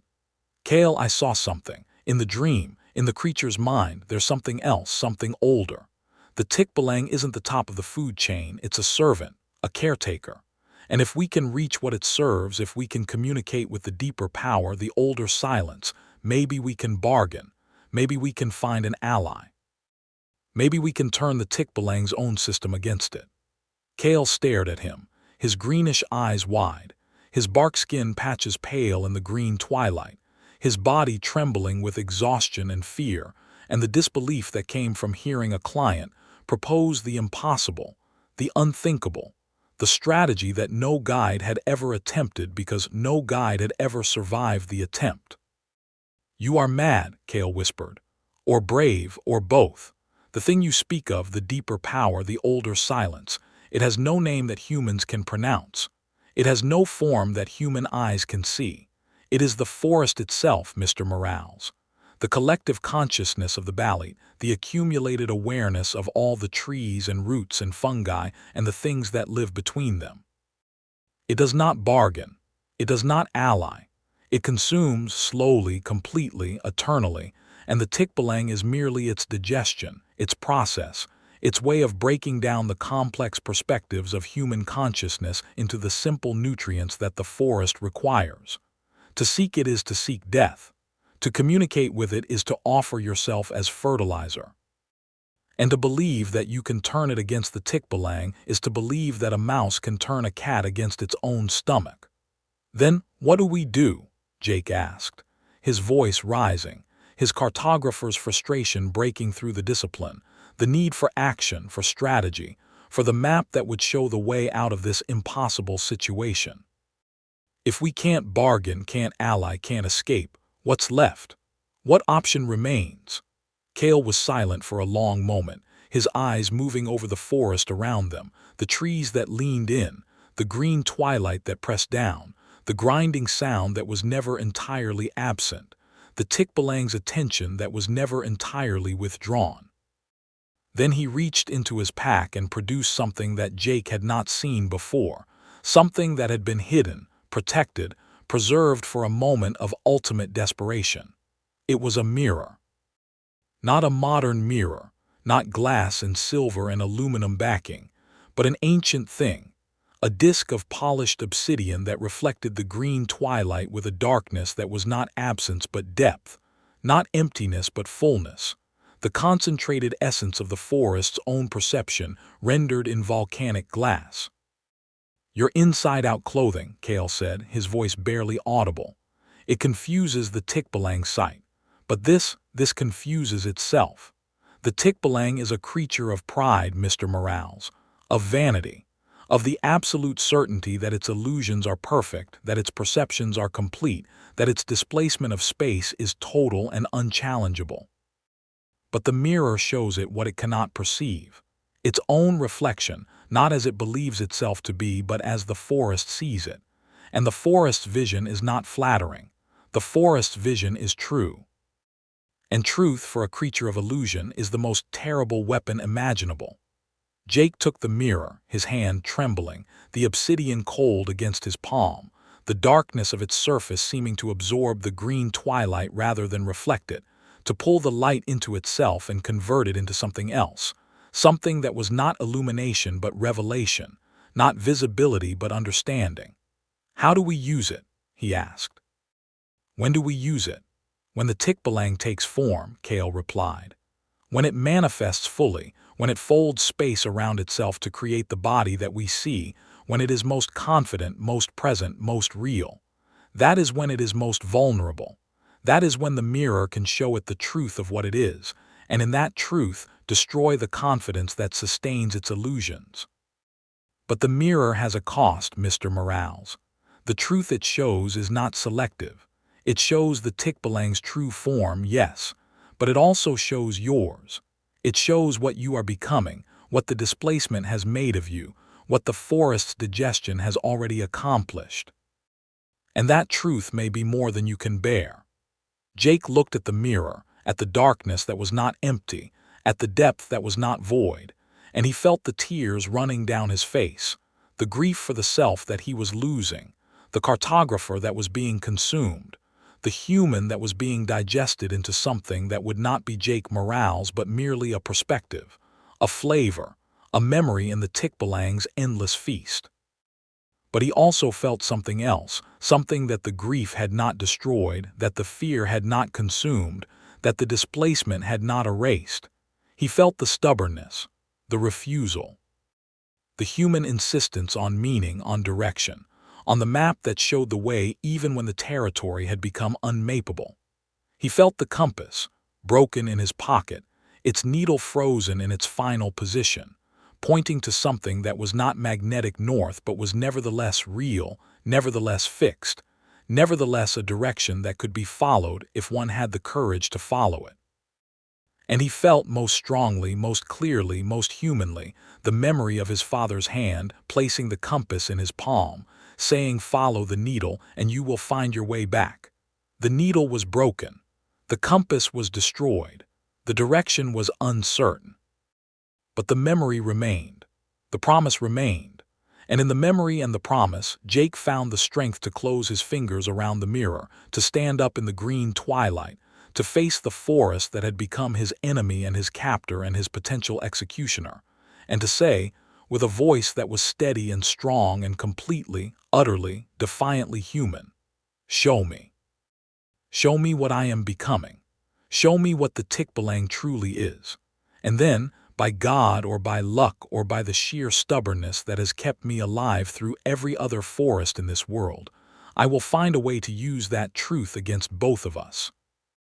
The Tikbalang came for them at what might have been dusk, though in the permanent green twilight of the Balete circle, the distinction between day and night had lost all meaning, and the creature's manifestation was marked not by the fading of light, but by the intensification of presence, the thickening of the air, the compression of space that occurred when the creature folded itself into the visible world from the spaces between the folds where it waited and watched and planned its entertainments. Jake felt it first as a vibration in the obsidian mirror, a resonance that traveled through the polished stone and into his hand and up his arm and into his chest, where it mingled with his heartbeat and created a rhythm that was neither his nor the creature's but something between them, something that connected them across the displacement, across the illusion, across the circle that had no exit. Then he heard it, the grinding sound that was not breath but presence, not respiration but announcement, the Tikbalang's way of declaring itself, of establishing its territory, of reminding its prey that the game was continuing, and that the rules, whatever they were entirely under the creature's control. And finally, he saw it, or rather he saw the displacement that preceded it, the fold in space that opened in the air before them like a wound, like a door, like the mouth of something that was not hungry but merely curious, merely interested, merely preparing to consume in the slow, patient, geological way that the Tikbalang had perfected over millennia of hunting in these forests. The creature stepped through the fold, and the space around it warped, bent, twisted into geometries that made Jake's eyes water and his stomach clench and his mind retreat to the animal responses that were older than cartography, older than science, older than the human need to map and measure and understand. It was squatting, as it had been when Jake first saw it, its impossible limbs folded in the grotesque posture that brought its knees above its head. But this time it was not unfolding, not extending, not rising to its full height.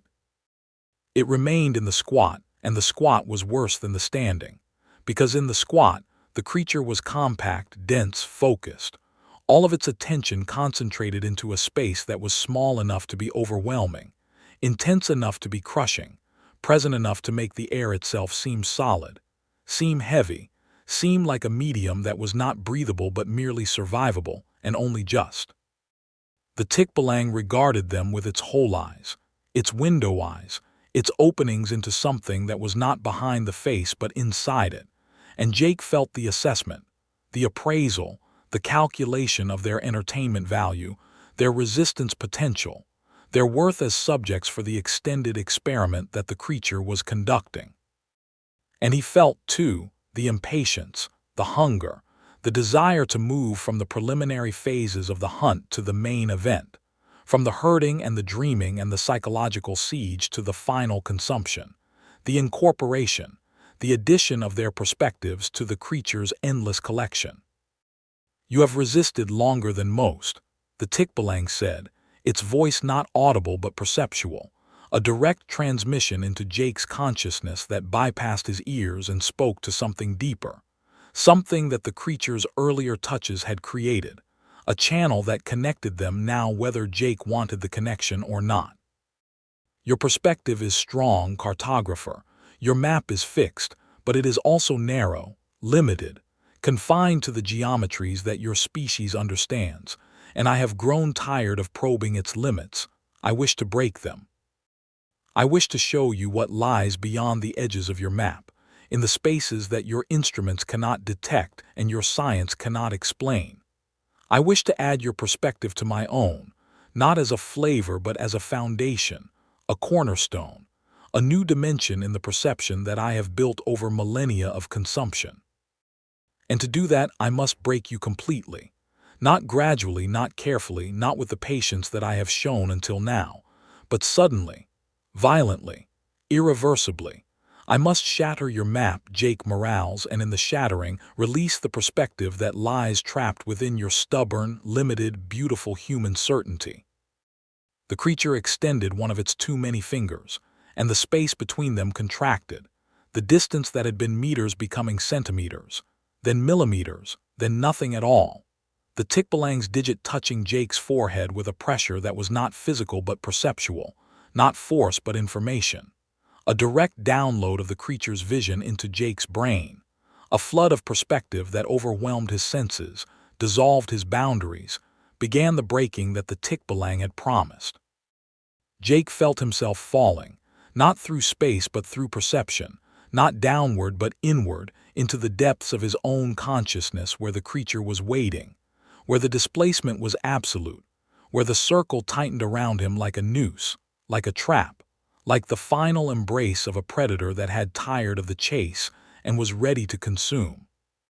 And in the falling, in the breaking, in the dissolution of everything that he had been, Jake remembered the mirror, the obsidian disc in his hand, cold and dark and heavy with the truth that it contained. He remembered Kale's words, "The truth it shows is not selective. It shows the Tikbalang's true form, but it also shows yours." And with the last fragment of his will, the last spark of his humanity, the last stubborn insistence on being Jake Morales and not merely a perspective, a flavor, a memory in the creature's collection, he raised the mirror. Not toward himself, toward the Tikbalang. The obsidian surface caught the creature's whole eyes, its window eyes, its openings into the something that was inside its face, and the reflection that emerged was not what Jake expected, not what the creature expected, not what either of them could have anticipated. The mirror showed the Tikbalang not as the tall, terrible, folded being that manifested in the forest, but as something else, something smaller, something weaker, something that cowered in the spaces between the folds like a child hiding from a storm, like a servant fearing a master, like a creature that was powerful only by proxy, dangerous only by delegation, real only in the illusions that it projected and the displacement that it controlled. The mirror showed the truth, that the Tikbalang was not the owner of the silence but merely the tenant, that it did not create the Circle of the Balete but merely maintained it, that its power was borrowed, leased, granted by something deeper and older and more terrible than itself, and that without the illusion of its own grandeur, without the confidence that sustained its projections, it was nothing more than a frightened thing hiding in the forest's geometry, a parasite that had convinced its prey it was a predator, a servant that had convinced its victims it was a master. The Tikbalang screamed, not the grinding sound that it had made before, but a true scream, a sound of terror and rage and the agony of a creature that had seen itself truly for the first time in millennia, that had been forced to confront the reality that its illusions had concealed, that had been shown the truth of its own insignificance in the vast hierarchy of the forest's consciousness. The scream shattered the displacement, broke the circle, dissolved the green twilight into something else, something that Jake could not perceive clearly because his own mind was breaking, his own boundaries dissolving, his own truth being revealed by the mirror that showed not only the Tikbalang but himself, not only the creature's weakness but his own, not only the servant's fear but the prey's transformation. He saw himself in the mirror, and what he saw was worse than the Tikbalang's true form, worse than the creature's cowering reality, worse than any illusion that the forest could project. He saw himself as the forest saw him, a collection of cells and memories and perspectives that were valuable only as nutrients, a consciousness that was interesting only as entertainment, a human being who had spent his life mapping the world and had ended up mapped by it, consumed by it, digested into the geometry of the Balete where his name and his face and his stubborn refusal to surrender were merely flavors in the endless feast that the deeper power, the older silence, the true owner of the forest, consumed with a patience that made the Tikbalang seem like impatience, a hunger that made the creatures seem like satiety. He saw himself becoming fertilizer, becoming soil, becoming the medium in which the Balete grew. The circle tightened. The next generation of prey was lured and consumed and incorporated into the system that had no beginning and no end, only the eternal cycle of consumption and growth and consumption that was the forest's only purpose, its only meaning, its only truth. And in seeing himself thus, in confronting the truth that the mirror revealed, Jake did what the Tikbalang could not do. He accepted it, not with surrender, not with submission, not with the willingness to be incorporated that the creature demanded, but with the human capacity for transformation, for adaptation, for the alchemy that turned despair into courage, fear into defiance, truth into weapon. He saw what he was becoming, and he chose to become something else. He saw the trap that the forest had set, and he chose to spring it. He saw the circle that had no exit, and he chose to break it. With the last of his strength, with the last of his will, with the last of the humanity that the mirror's truth had not destroyed but revealed, Jake turned the mirror toward the forest itself, toward the Balete that surrounded them, toward the trees that were not trees but the physical manifestation of the deeper power, the older silence, the true owner of the circle. And he spoke, not to the Tikbalang but to the forest, not to the servant but to the master, using words that he did not know, in a language that he had never learned, with a voice that was not entirely his own but was nevertheless human, nevertheless real, nevertheless a perspective that the forest had not yet consumed, and could not consume while he still possessed the will to resist. "I see you," he said, and the words resonated in the green twilight, echoed through the displacement, traveled along the roots and the fungal networks and the channels of vegetable consciousness that connected every tree in the forest into a single organism, a single awareness, a single hunger that was older than the Tikbalang and would outlast it. "I see what you are. I see what you do. I see the circle and the consumption and the endless digestion of perspectives that you demand as tribute, and I reject it. I reject your hunger. I reject your patience. I reject your claim on my mind and my body and my perspective. I am Jake Morales, cartographer, and my maps are my own. My directions are my own. My way is my own. and I will find it with or without your permission, with or without your cooperation, with or without the illusion of escape that you offer as bait and withhold as punishment. You have consumed others. You will consume others still, but you will not consume me, not today, not ever, because I have seen the truth and the truth has set me free, free to resist, free to refuse, free to choose my own ending rather than the one you have prepared. The forest responded. Not with voice, not with presence, not with the direct communication that the Tikbalang had used, but with movement. The trees shifted, the roots retracted, the green twilight brightened and dimmed in a rhythm that was not breathing but consideration, not respiration but thought. The deeper power, the older silence, the true owner of the Balete, was considering Jake's words, weighing his defiance, calculating the cost of his resistance against the value of his perspective. And in that consideration, in that pause, in that moment of hesitation that was the only gift the forest had ever given to human prey, Jake found the strength to move, to run, to break the circle not by escaping it, but by refusing to acknowledge it, by denying its power. By walking in a straight line that should have curved but didn't, that couldn't because his refusal had created a crack in the illusion, a gap in the displacement, a direction that was his own and not the Tikbalang's and not the forest's but purely, stubbornly, humanly his. He ran, and Kale ran with him, and the forest let them go, not because they had defeated it but because they had bored it, because their resistance was no longer entertaining, because their perspectives had proven too stubborn, too limited, too human to be worth the extended consumption that the Tikbalang had promised. They ran through the trees, and the trees did not shift, did not block, did not rearrange themselves into mazes that led nowhere. They ran along the stream, and the stream flowed downhill, toward the valley, toward the edge of the forest, toward the world beyond the Balete where GPS worked and compasses pointed north and maps matched territory, and the displacement was merely memory, merely dream, merely the hallucination of a stress-damaged mind. They ran until they could run no more, until their bodies collapsed in a clearing that was ordinary, that was natural, that was free of the green twilight and the grinding sound, and the pressure of a presence that was not merely watching but waiting, always waiting, for the next prey, the next perspective, the next cartographer who would enter the circle believing that space was fixed and time was linear, and the world could be captured in coordinates and contours and the geometry of human understanding.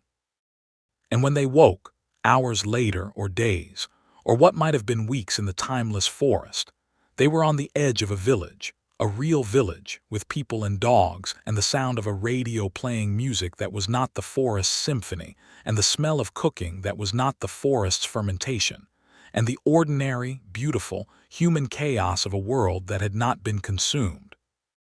That was not being consumed.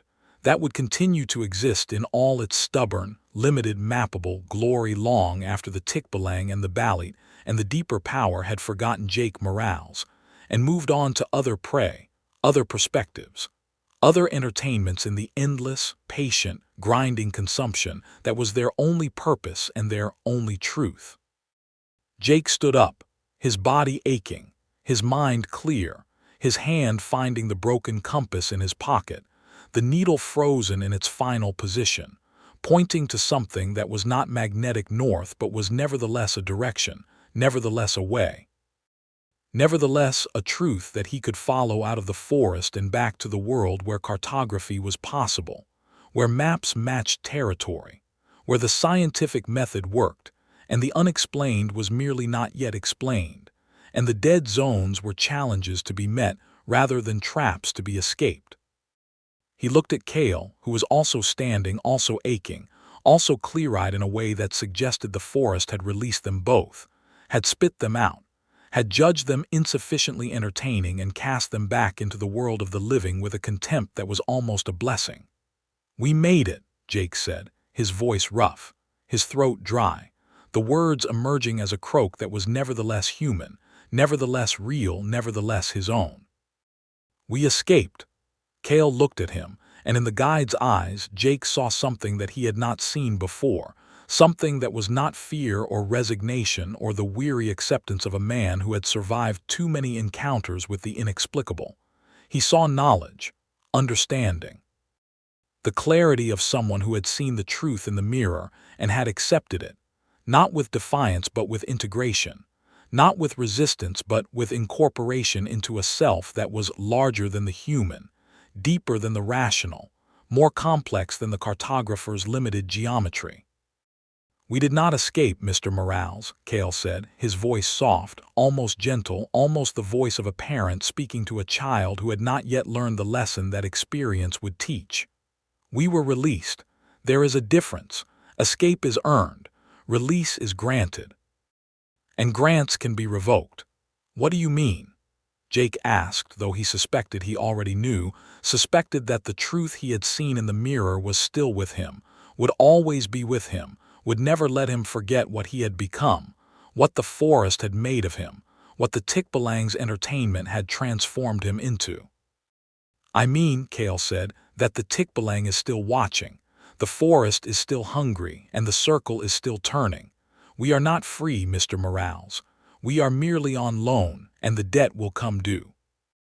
The village was called Bayanihan, a name that meant community, cooperation, the Filipino spirit of working together that Jake had read about in his preparation, but had never truly understood until he saw it in action, until he experienced the way the villagers received them. The way they fed them and clothed them and asked no questions about where they had come from or what they had seen in the forest, as if the answers were already known, already accepted, already folded into the communal understanding of the world that existed beyond the edge of the balete.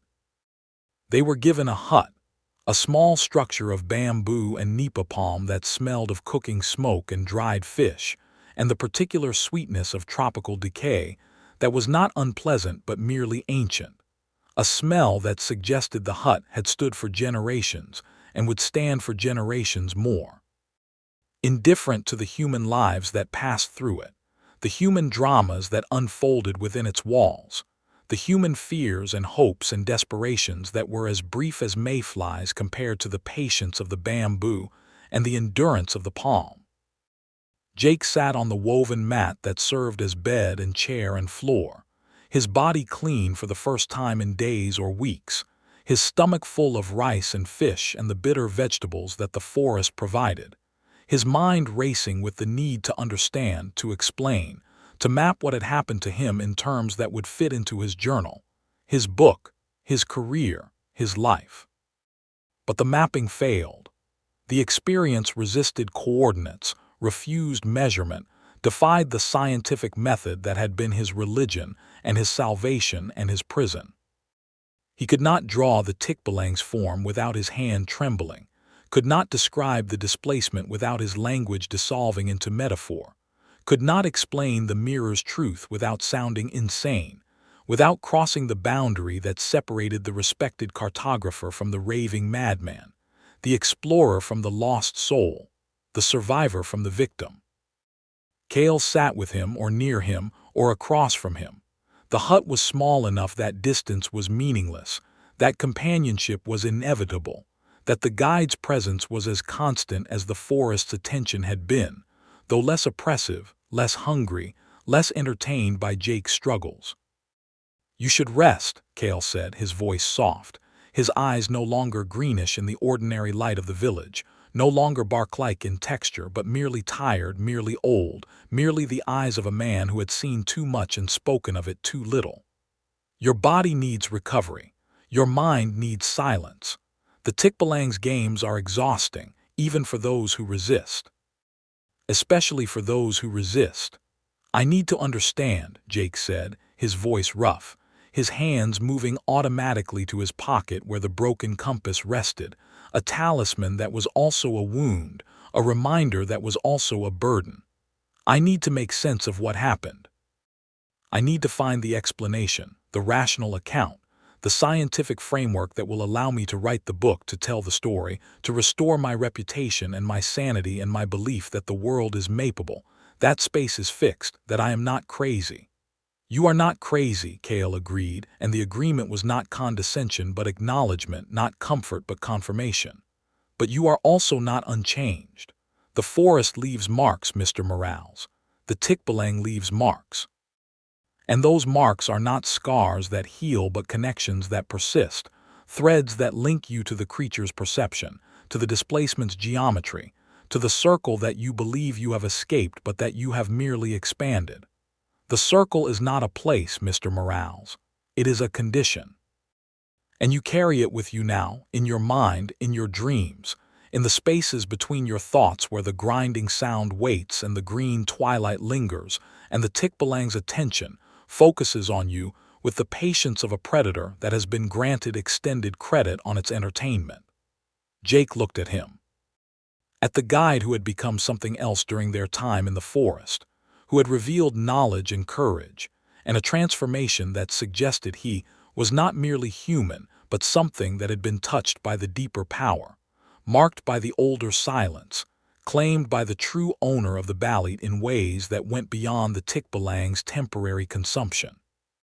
"What are you, Kale?" he asked, the question emerging without his conscious direction, the cartographer's need for classification asserting itself against the mystery that the guide represented. "You are not merely a guide.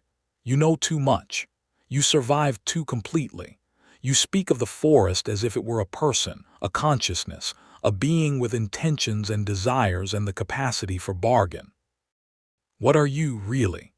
Kale was silent for a long moment, his eyes moving to the window of the hut, to the darkness beyond, to the forest that was visible only as a deeper blackness against the night sky, a presence that was felt rather than seen, a weight that pressed against the village's boundaries with a patience that was older than human settlement, older than agriculture, older than the species itself.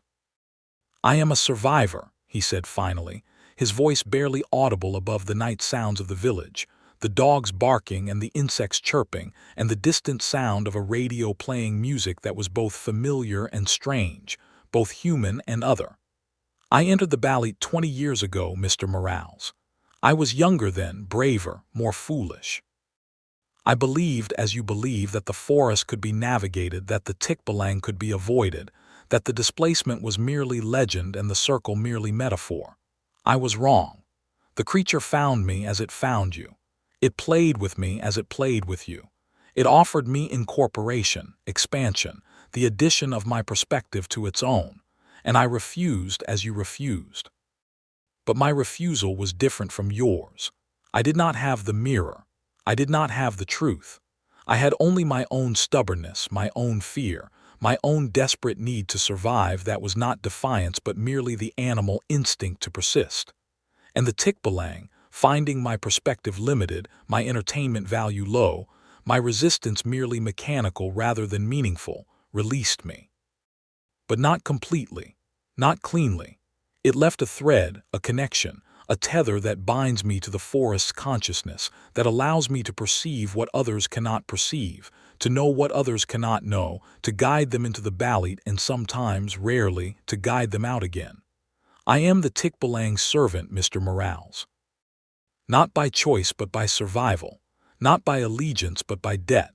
I owe it my perspective, my knowledge, my continued existence in the world beyond the forest, and in exchange, it demands that I bring it new prey, new entertainments, new cartographers and explorers and fools who believe they can map the unmappable. You were my offering, Mr. Morales, my tribute, my payment on the debt that I owe, and your survival, your escape, your defiance, these are not victories but errors, failures of my service, and the Tikbalang will demand compensation. It will demand that I bring it another, and another. Until the debt is paid. Jake stared at him, the horror building slowly, not as a shock but as a dawning, a realization that spread through his consciousness like the blue haze that the Snoffus used to prepare its prey, softening his resistance, making the betrayal seem almost reasonable, almost justified, almost a necessary part of the ecology that they both inhabited. "You led me into the forest knowing what would happen," he said, his voice flat, his emotions suspended, the cartographer's objectivity reasserting itself as the only defense against the grief that threatened to overwhelm him. You were not my guide. You were its bait, its lure, the worm on the hook that brought the fish to the predator. Yes, Cale said, and the word was not apology but confession, not excuse but explanation. I was the bait, I am always the bait, and you were the fish, and the Tikbalang is the predator, and the forest is the ocean, and the circle is the current that carries us all to the teeth. This is the truth, Mr. Morales. This is the map that I cannot show you, the territory that I cannot chart, the reality that exists beyond the edges of your scientific understanding. And now that you know it, now that you have seen the Tikbalang and survived its entertainment and returned with the marks of its attention still fresh on your mind, you are part of it too. You are also bait, also lure, also servant of the debt that the forest demands and the deeper power consumes. You will dream of the forest, Mr. Morales. You will hear the grinding sound in your sleep. You will feel the displacement in crowded rooms, the circle tightening in open spaces, the Tikbalang's attention focusing on you at moments when you believe yourself safe, when you believe yourself free, when you believe that the escape was real and the release was permanent. And eventually, inevitably, you will be drawn back. Not by choice but by compulsion, not by curiosity but by hunger. The forest's hunger, which is also your own, because the thread that connects you to the Tikbalang is not merely perceptual but appetitive, not merely attention but desire, the desire to return, to complete the incorporation that you resisted, to surrender the perspective that you defended and become part of the symmetry that the creature offers in exchange for the loneliness of individual existence. Jake wanted to argue, wanted to deny, wanted to assert his autonomy, his rationality, his stubborn human insistence on being separate, on being free, on being the cartographer who mapped the world rather than the territory that was mapped by it. But he could not speak. The words would not come, because he knew in the part of his mind that the Tikbalang had touched, in the channel that the creature had opened, in the connection that persisted despite distance and time and the ordinary illusions of human existence, that Cale was right. The forest was still with him. The circle was still around him. The Tikbalang was still watching. And the escape was merely the first phase of a longer game, a more extended experiment, a deeper entertainment that would continue until his resistance broke, his perspective shattered, his human certainty dissolved into the green twilight of the Balete where his name and his face and his stubborn, beautiful, limited cartography would become merely flavors in the creature's endless feast.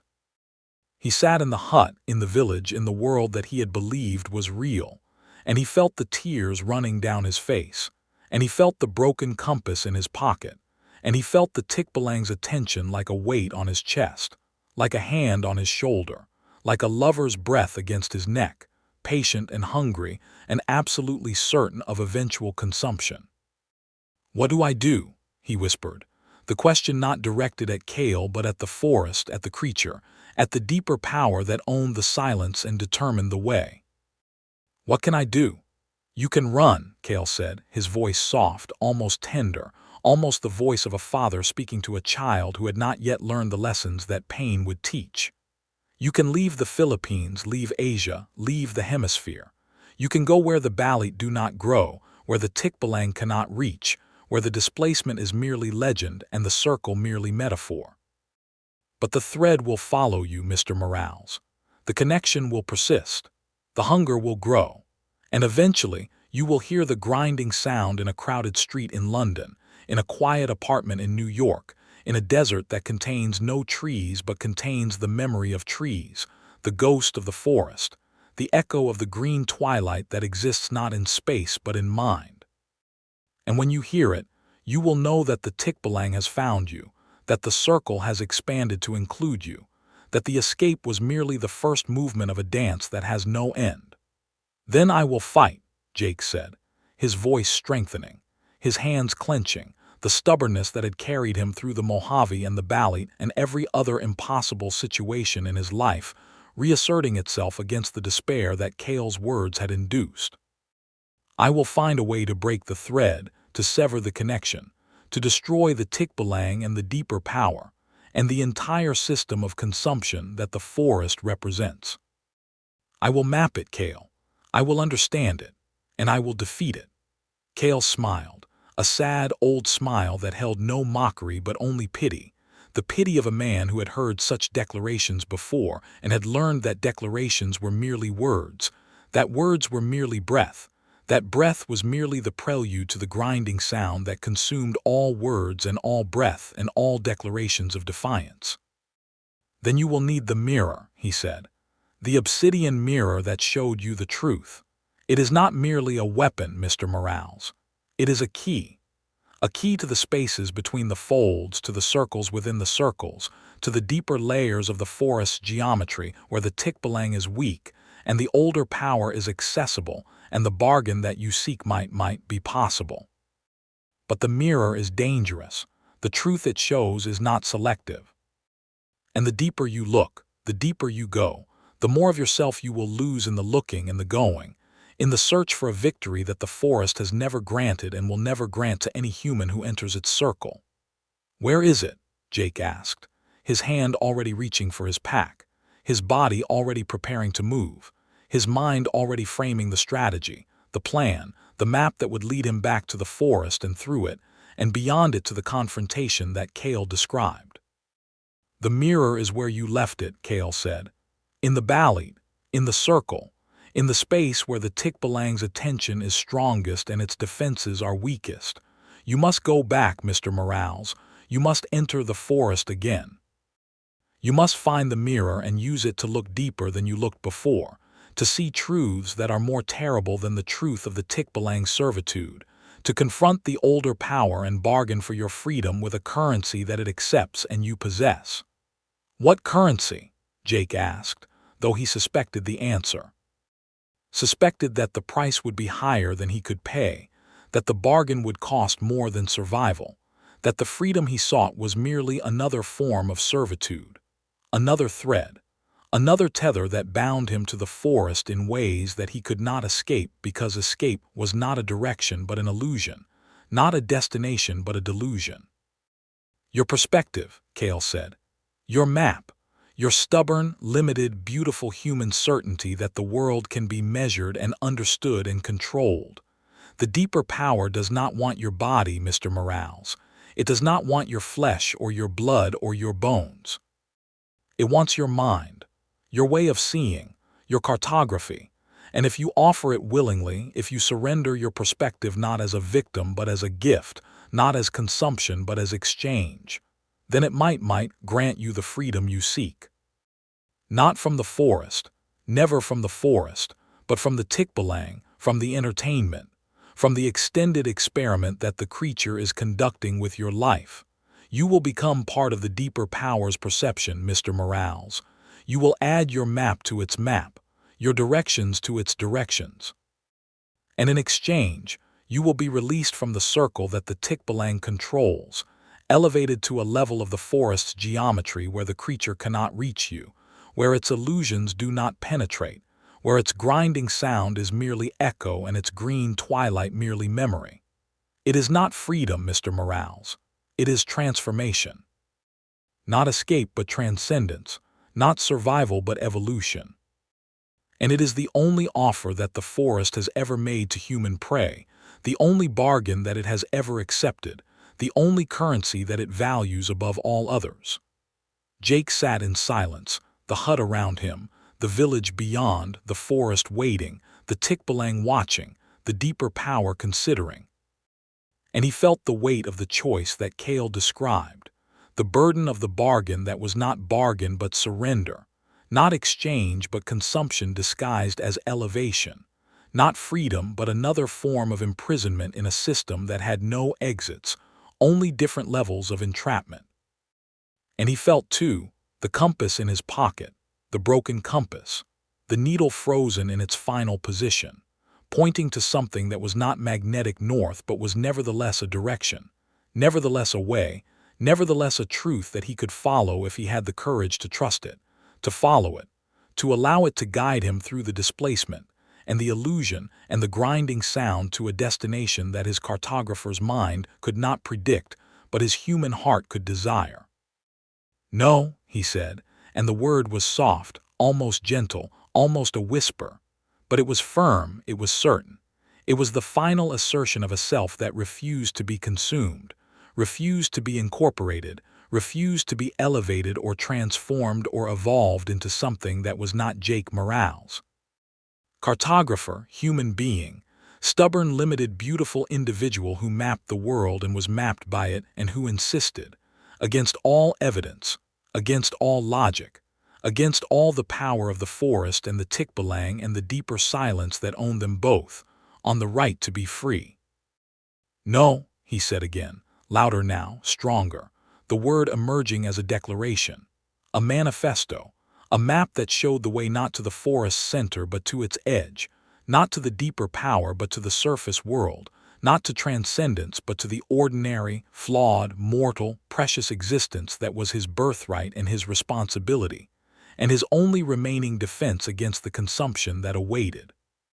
"I will not bargain, I will not exchange. I will not surrender my perspective, my map, my way of seeing the world to any power, any creature, any force of nature that demands it as the price of freedom. I am Jake Morales. I am a cartographer. And my maps are my own." Cale looked at him, and in the guide's eyes, Jake saw something that he had not expected, something that was not pity or resignation or the weary acceptance of a man who had heard such declarations before and knew their futility. He saw respect, admiration, the acknowledgement of a choice that was not wise, not safe, not likely to succeed, but was nevertheless real, nevertheless human, nevertheless the only choice that could be made by someone who valued their individual perspective above their survival, their autonomy above their existence, their map above the territory that threatened to consume it. "Then you must break the circle," Cale said, his voice steady, strong, certain in a way that suggested he had been waiting for this declaration, preparing for this moment, hoping for this choice that was both foolish and brave, both suicidal and sublime. Not by escaping it, not by transcending it, but by breaking it, shattering it, destroying the geometry that sustains the displacement and collapsing the illusion that the Tikbalang projects. And to do that, you must use the mirror, not to look deeper but to look outward, not to see truth but to create it, to impose your own perspective on the forest's geometry, to redraw the map according to your own coordinates, to make the territory conform to your cartography rather than allowing your cartography to be consumed by the territory. "How?" Jake asked. The question not skeptical but eager, not doubtful but desperate for the strategy, the method, the technique that would allow him to do what Cale described, to break what had never been broken, to escape what had never been escaped, to survive what had never been survived. "The inside-out clothing," Cale said, "the mirror, and your own stubbornness, Mr. Morales, your own refusal to accept the forest's perspective. The Tikbalang's power lies in its ability to make you see what is not there, to not see what is there, to walk toward what you should flee from and flee from what you should walk toward. But if you reject its vision completely, if you insist on your own perception, your own direction, your own map, then the illusion falters. The displacement wavers, the circle cracks, and in the cracking, in the moment of uncertainty that the Tikbalang cannot tolerate, you can act, you can strike, you can break the geometry and escape through the gap that your own perspective creates.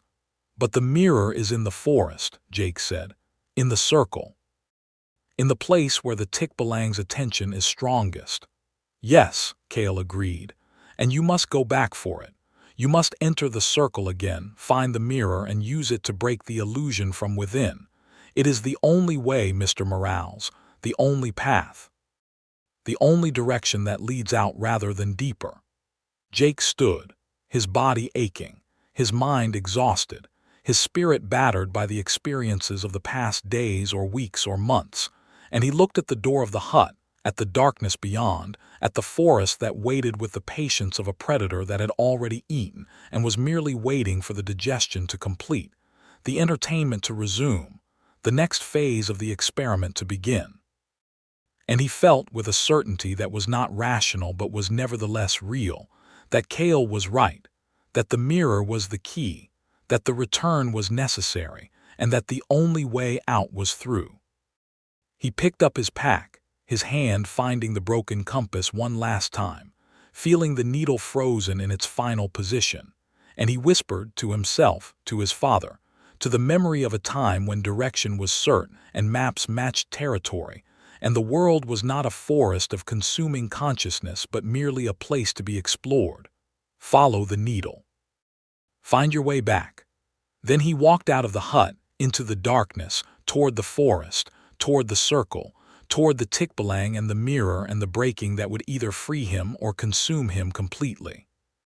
The return to the Balete was different from the first entry.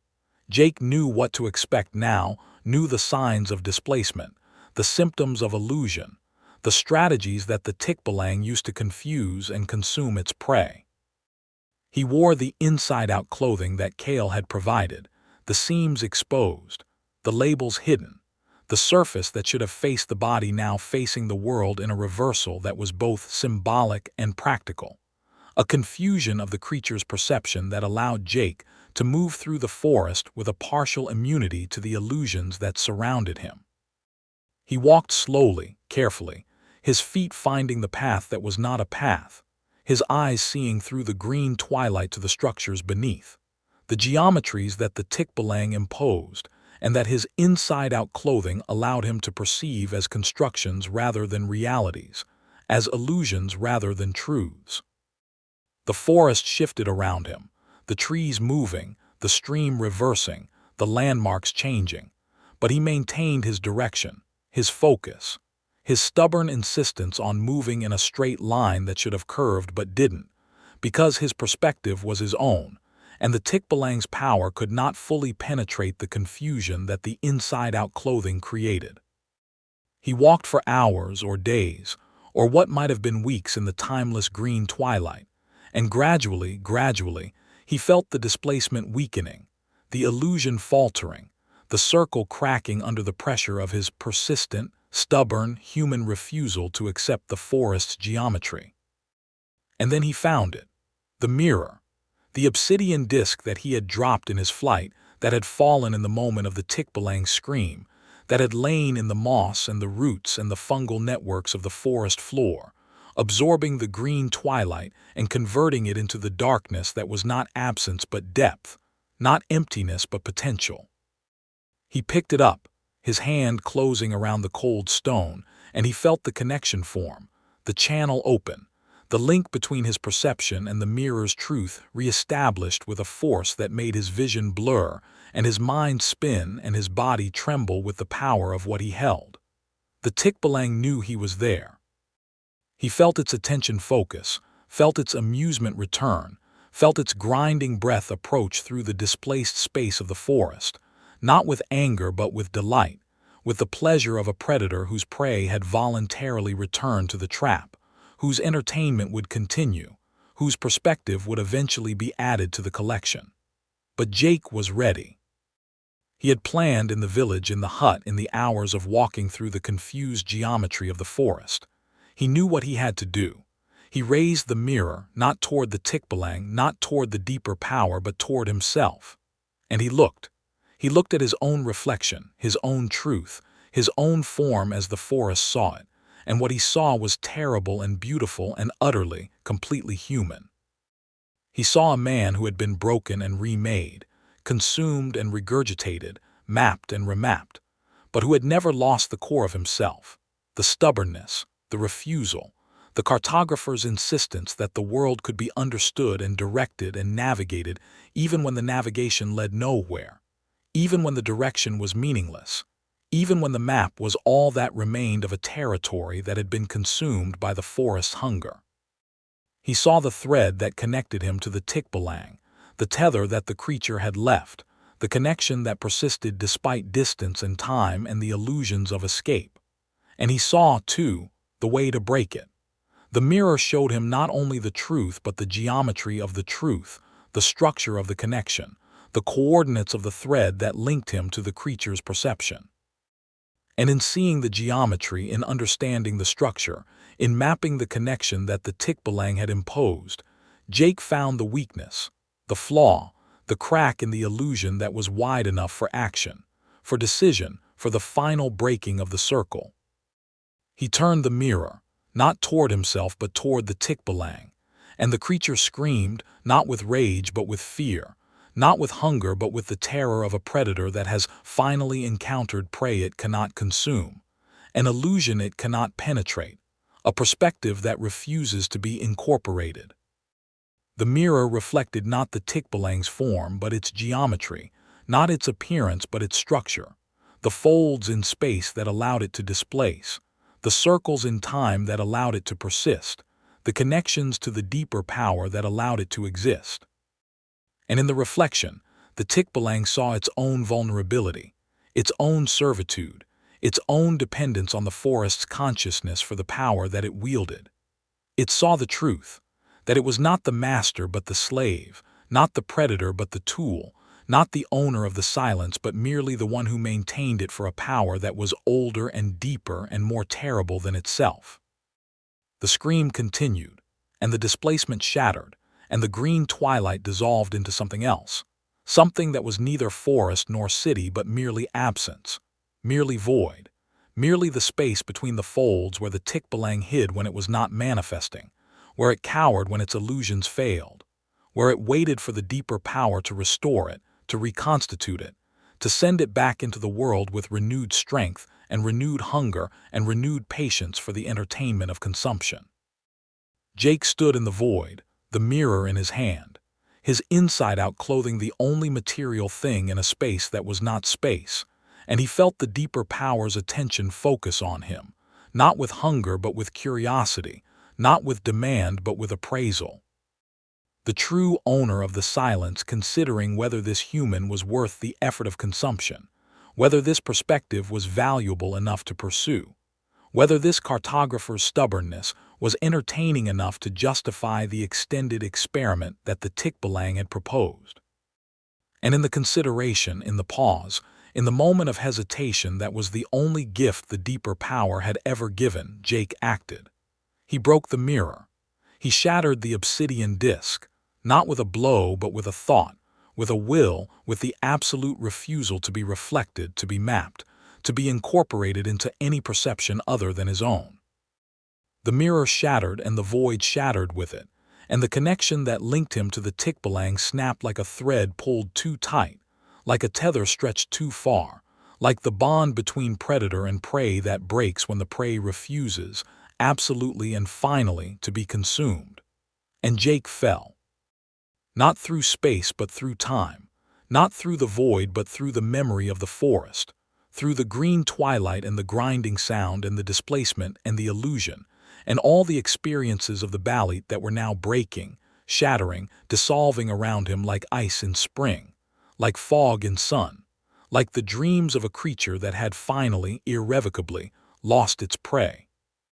He fell and he landed, and the landing was soft, was moss, was the forest floor in a place that was not the circle, not the center, not the heart of the balete but merely the edge, the periphery, the boundary where the green twilight ended and the ordinary light began, where the displacement weakened and the illusion faltered, and the world reasserted itself in all its stubborn, limited, beautiful ordinariness. He lay on the moss, his body aching, his mind clear, his hand empty where the mirror had been, and he felt the sun on his face, the real sun, the ordinary sun, the light that was not bioluminescence but merely daylight, merely afternoon, merely the passage of time in a world where time was linear and space was fixed, and maps matched territory, and the only illusions were the ones that humans created for themselves. He stood slowly, carefully, his legs trembling, his body weak, his spirit battered but intact, and he looked around at the forest that was merely forest, at the trees that were merely trees, at the world that was merely world, and he knew, with a certainty that was not rational but was nevertheless real, that he had broken the circle, shattered the displacement, destroyed the connection that had bound him to the Tikbalang and the deeper power, and the entire system of consumption that the forest represented. He was free, not transformed, not elevated, not incorporated into any geometry larger than his own, but simply, stubbornly, humanly free. He walked out of the forest, following a stream that flowed downhill, that led to the valley, that led to the village, that led to the world beyond the Balete, where GPS worked and compasses pointed north, and maps matched territory. And the scientific method was not merely a delusion but a tool, a weapon, a way of understanding and navigating the world that did not require surrender to any power, any creature, any force of nature that demanded consumption as the price of existence. He walked, and the forest receded behind him, and the green twilight faded, and the grinding sound dissolved into the ordinary noises of the world, the wind and the water and the birds and the insects that were not the forest's symphony but merely nature, merely life. Merely the beautiful, chaotic, uncoordinated music of a world that was not conscious, not hungry, not entertained by human suffering but simply existed, simply persisted, simply allowed humans to exist within it without demanding their perspectives, their maps, their souls. He reached the village, or what was left of it, and found that days had passed, or weeks, or perhaps only hours. Time in the forest was not time in the world, and the breaking of the circle had disrupted not only the displacement but the duration, the measurement, the chronology that allowed humans to organize their experience into before and after and now. The villagers received him with the same lack of surprise that they had shown before, the same acceptance, the same integration of his impossible experience into their communal understanding of the world that existed beyond the edges of the rational. They fed him, clothed him, gave him a bed in which to sleep the sleep of the exhausted, the sleep of the survivor, the sleep of the man who had faced the forest's hunger and had returned with his perspective intact, his map his own, his direction determined by his own compass, rather than the grinding sound of a creature that owned the silence. And when he woke, days later, or weeks, or perhaps only hours, he found that the village had prepared a jeepney for him, a vehicle that would carry him to the city, to the airport, to the plane that would take him back to Manila, back to the world, back to the life that he had left and that waited for him with the patience of ordinary existence. The persistence of human society, the stubborn refusal to acknowledge the forest's hunger, that was the only defense that civilization had ever developed against the powers that consumed individual perspectives and added them to the endless feast of consciousness. He accepted the ride, the plane, the return, with a gratitude that was almost religious, almost spiritual, almost the acknowledgement of a debt that he could never repay but would spend his life trying to honor. And he arrived in Manila, in the hotel, in the room that was ordinary and safe and free of the green twilight and the grinding sound, and the pressure of a presence that was not merely watching but waiting, always waiting, for the next prey, the next perspective, the next cartographer who would enter the forest believing that space was fixed and time was linear, and the world could be captured in coordinates and contours and the geometry of human understanding. But the story does not end with Jake's return, nor with his safety, nor with the ordinary light of the hotel room that seems to promise freedom from the forest's hunger and the Tikbalang's entertainment.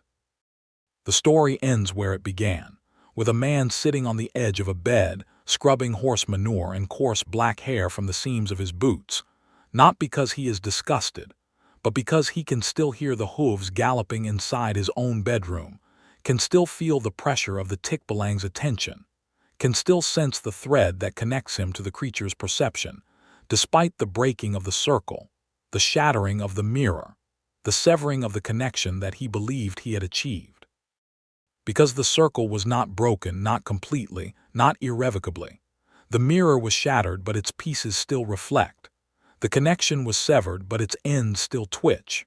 And the Tikbalang, displaced from the forest by Jake's defiance, has found another way to reach him, another channel to maintain, another geometry to impose on the space that Jake believed was his own.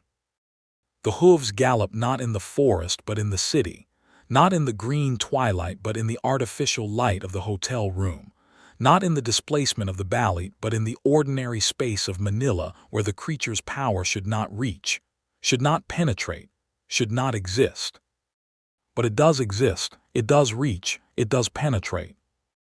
Because the Tikbalang is not merely a creature of the forest but a creature of perception, a predator that hunts not in physical space but in mental space, not in the world but in the mind, and the mind that has once been touched by the creature's attention can never be fully free, can never be completely safe, can never escape the circle that expands to include whatever space the prey inhabits, whatever time the prey experiences, whatever reality the prey constructs to defend against the consumption that is inevitable, absolute, eternal. Jake scrubs the boots, and the hooves gallop closer, and the hotel room dissolves around him into the green twilight that he thought he had left behind, the permanent illumination that is neither day nor night, but merely the Tikbalang's preferred medium, the environment that it controls completely. And he knows, with a certainty that transcends the false confidence of his escape, the illusory security of his return, the delusory freedom of his breaking of the circle, that the creature has followed him, has displaced itself into his perception, has made the city part of the forest, the hotel part of the Balete, his mind part of the circle that has no exit because the exit is wherever the Tikbalang wants it to be. He is still in the circle. He has always been in the circle. The escape was merely another illusion, another entertainment, another phase of the extended experiment that the creature is conducting with his perspective, his resistance, his stubborn human refusal to be consumed.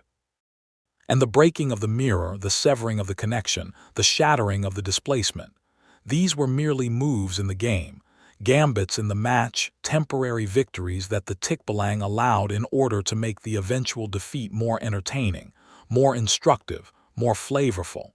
The creature is patient. The creature is ancient. The creature is playing a game that has no end, only continuation, only extension, only the endless, patient, grinding consumption of perspectives that resist and resist and resist until they break, until they shatter, until they add their fragments to the Tikbalang's collection and become part of the symmetry that the creature maintains with the dedication of an artist and the hunger of a predator, and the patience of a force of nature that has existed since before humans and will exist after them. That measures time not in seconds or seasons, but in the accumulation of perspectives, the collection of maps, the endless feast of human certainty that is consumed and digested and converted into the energy that sustains the creature's immortal form. Jake scrubs the boots, and the hooves gallop inside his head, and the green twilight thickens around him, and he knows that the story is not over, that it will never be over, that the circle turns and turns and turns with a patience that outlasts human lifetimes and human civilizations and human hopes for escape. He is Ricardo now, and Ricardo is Jake, and both are merely flavors in the creature's endless feast, perspectives that have been added to the collection and will be savored, studied, consumed again and again until their entertainment value is exhausted, and their resistance is broken, and their maps are absorbed into the Tikbalang's geometry, becoming part of the displacement, part of the illusion, part of the circle that has no exit because the exit is wherever the creature wants it to be. The boots are clean now, or as clean as they can be, the horse manure removed, the black hairs plucked, the leather restored to something like its original condition. But the galloping continues and the green twilight deepens, and the Tikbalang's attention focuses with an intensity that makes Ricardo's. Both their hearts pound against their ribs in a rhythm that matches the hooves, that matches the grinding sound, that matches the endless, patient, circular turning of the Balete that has consumed them both and will consume others, endlessly, eternally, until the last human perspective is added to the collection, and the last map is absorbed into the creature's geometry, and the last stubborn refusal is converted into the entertainment that sustains the Tikbalang's immortal form.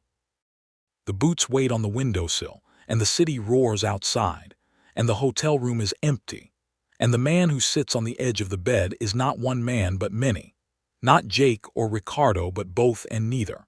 A composite of perspectives that the Tikbalang has collected and combined and consumed. A map that has been folded so many times that the creases have become part of the territory. The directions have become part of the destination. The cartographer has become part of the map. And in the green twilight that is not green and is not twilight but merely the Tikbalang's perception imposed on human consciousness, the creature speaks, not with voice but with presence, not with words but with concept, the final communication that is not bargain but declaration, not offer but fact. The truth that has been waiting since the beginning, since the first human entered the balete, since the first perspective was collected, since the circle began to turn and turn and turn with a patience that outlasts all resistance and consumes all defiance, and incorporates all maps into the geometry of its endless, patient, grinding hunger. You are here, the Tikbalang says, and the concept is not triumphant but merely factual, not mocking but merely descriptive, the scientist recording the result of an experiment that has run its course and reached its conclusion. You have always been here. The escape was illusion. The return was illusion. The breaking of the circle was illusion. The only reality is the circle itself, the turning, the consumption, the addition of your perspective to my own. And now, Jake Morales, Ricardo Santos, cartographers both, humans both, stubborn, limited, beautiful individuals both, now you understand. Now you see. Now you are part of the map that you sought to draw, the territory that you sought to measure, the geometry that you sought to comprehend. You are not lost. You were never lost. You are merely found. Found by me. Found by the forest. Found by the deeper power that owns the silence and determines the way. And in the finding, in the incorporation, in the addition of your perspective to the endless collection that sustains my form and feeds my hunger and entertains my patience, you are finally, completely, irrevocably home. The green twilight deepens and the hooves gallop louder and the man on the edge of the bed, Jake, Ricardo, both neither smiles because the smile is all that remains, the last human expression, the final perspective. The ultimate flavor that the Tikbalang will savor before the consumption is complete, and the entertainment ends and the circle turns to the next prey, the next cartographer, the next stubborn, limited, beautiful human who believes that space is fixed and time is linear, and the world can be mapped. The smile fades and the green twilight absorbs it, and the circle turns and the Tikbalang waits, and the deeper power considers, and the forest grows, and the boots sit on the windowsill in a hotel room in Manila that is not a hotel room and not in Manila and not even real, but merely part of the illusion, part of the displacement, part of the endless, patient, grinding geometry that is the only truth the balete has ever known, and the only map that the Tikbalang has ever drawn, and the only direction that leads anywhere in the circle that has no exit because the exit is wherever the creature wants it to be. And somewhere, in a village beyond the forest, a guide named Kale prepares the next offering, the next tribute, the next entertainment for the creature that owns his debt and determines his way.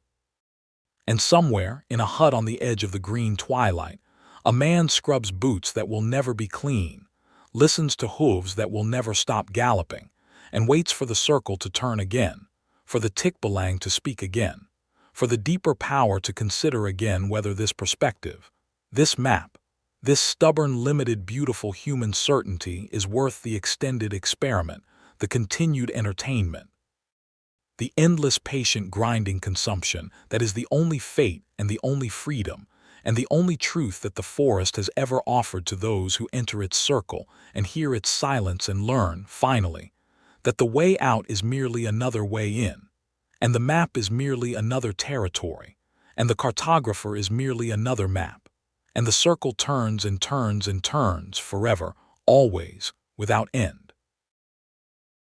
Thank you for listening to today's stories. If you enjoyed, please leave a like and subscribe, so you don't miss the stories yet to come.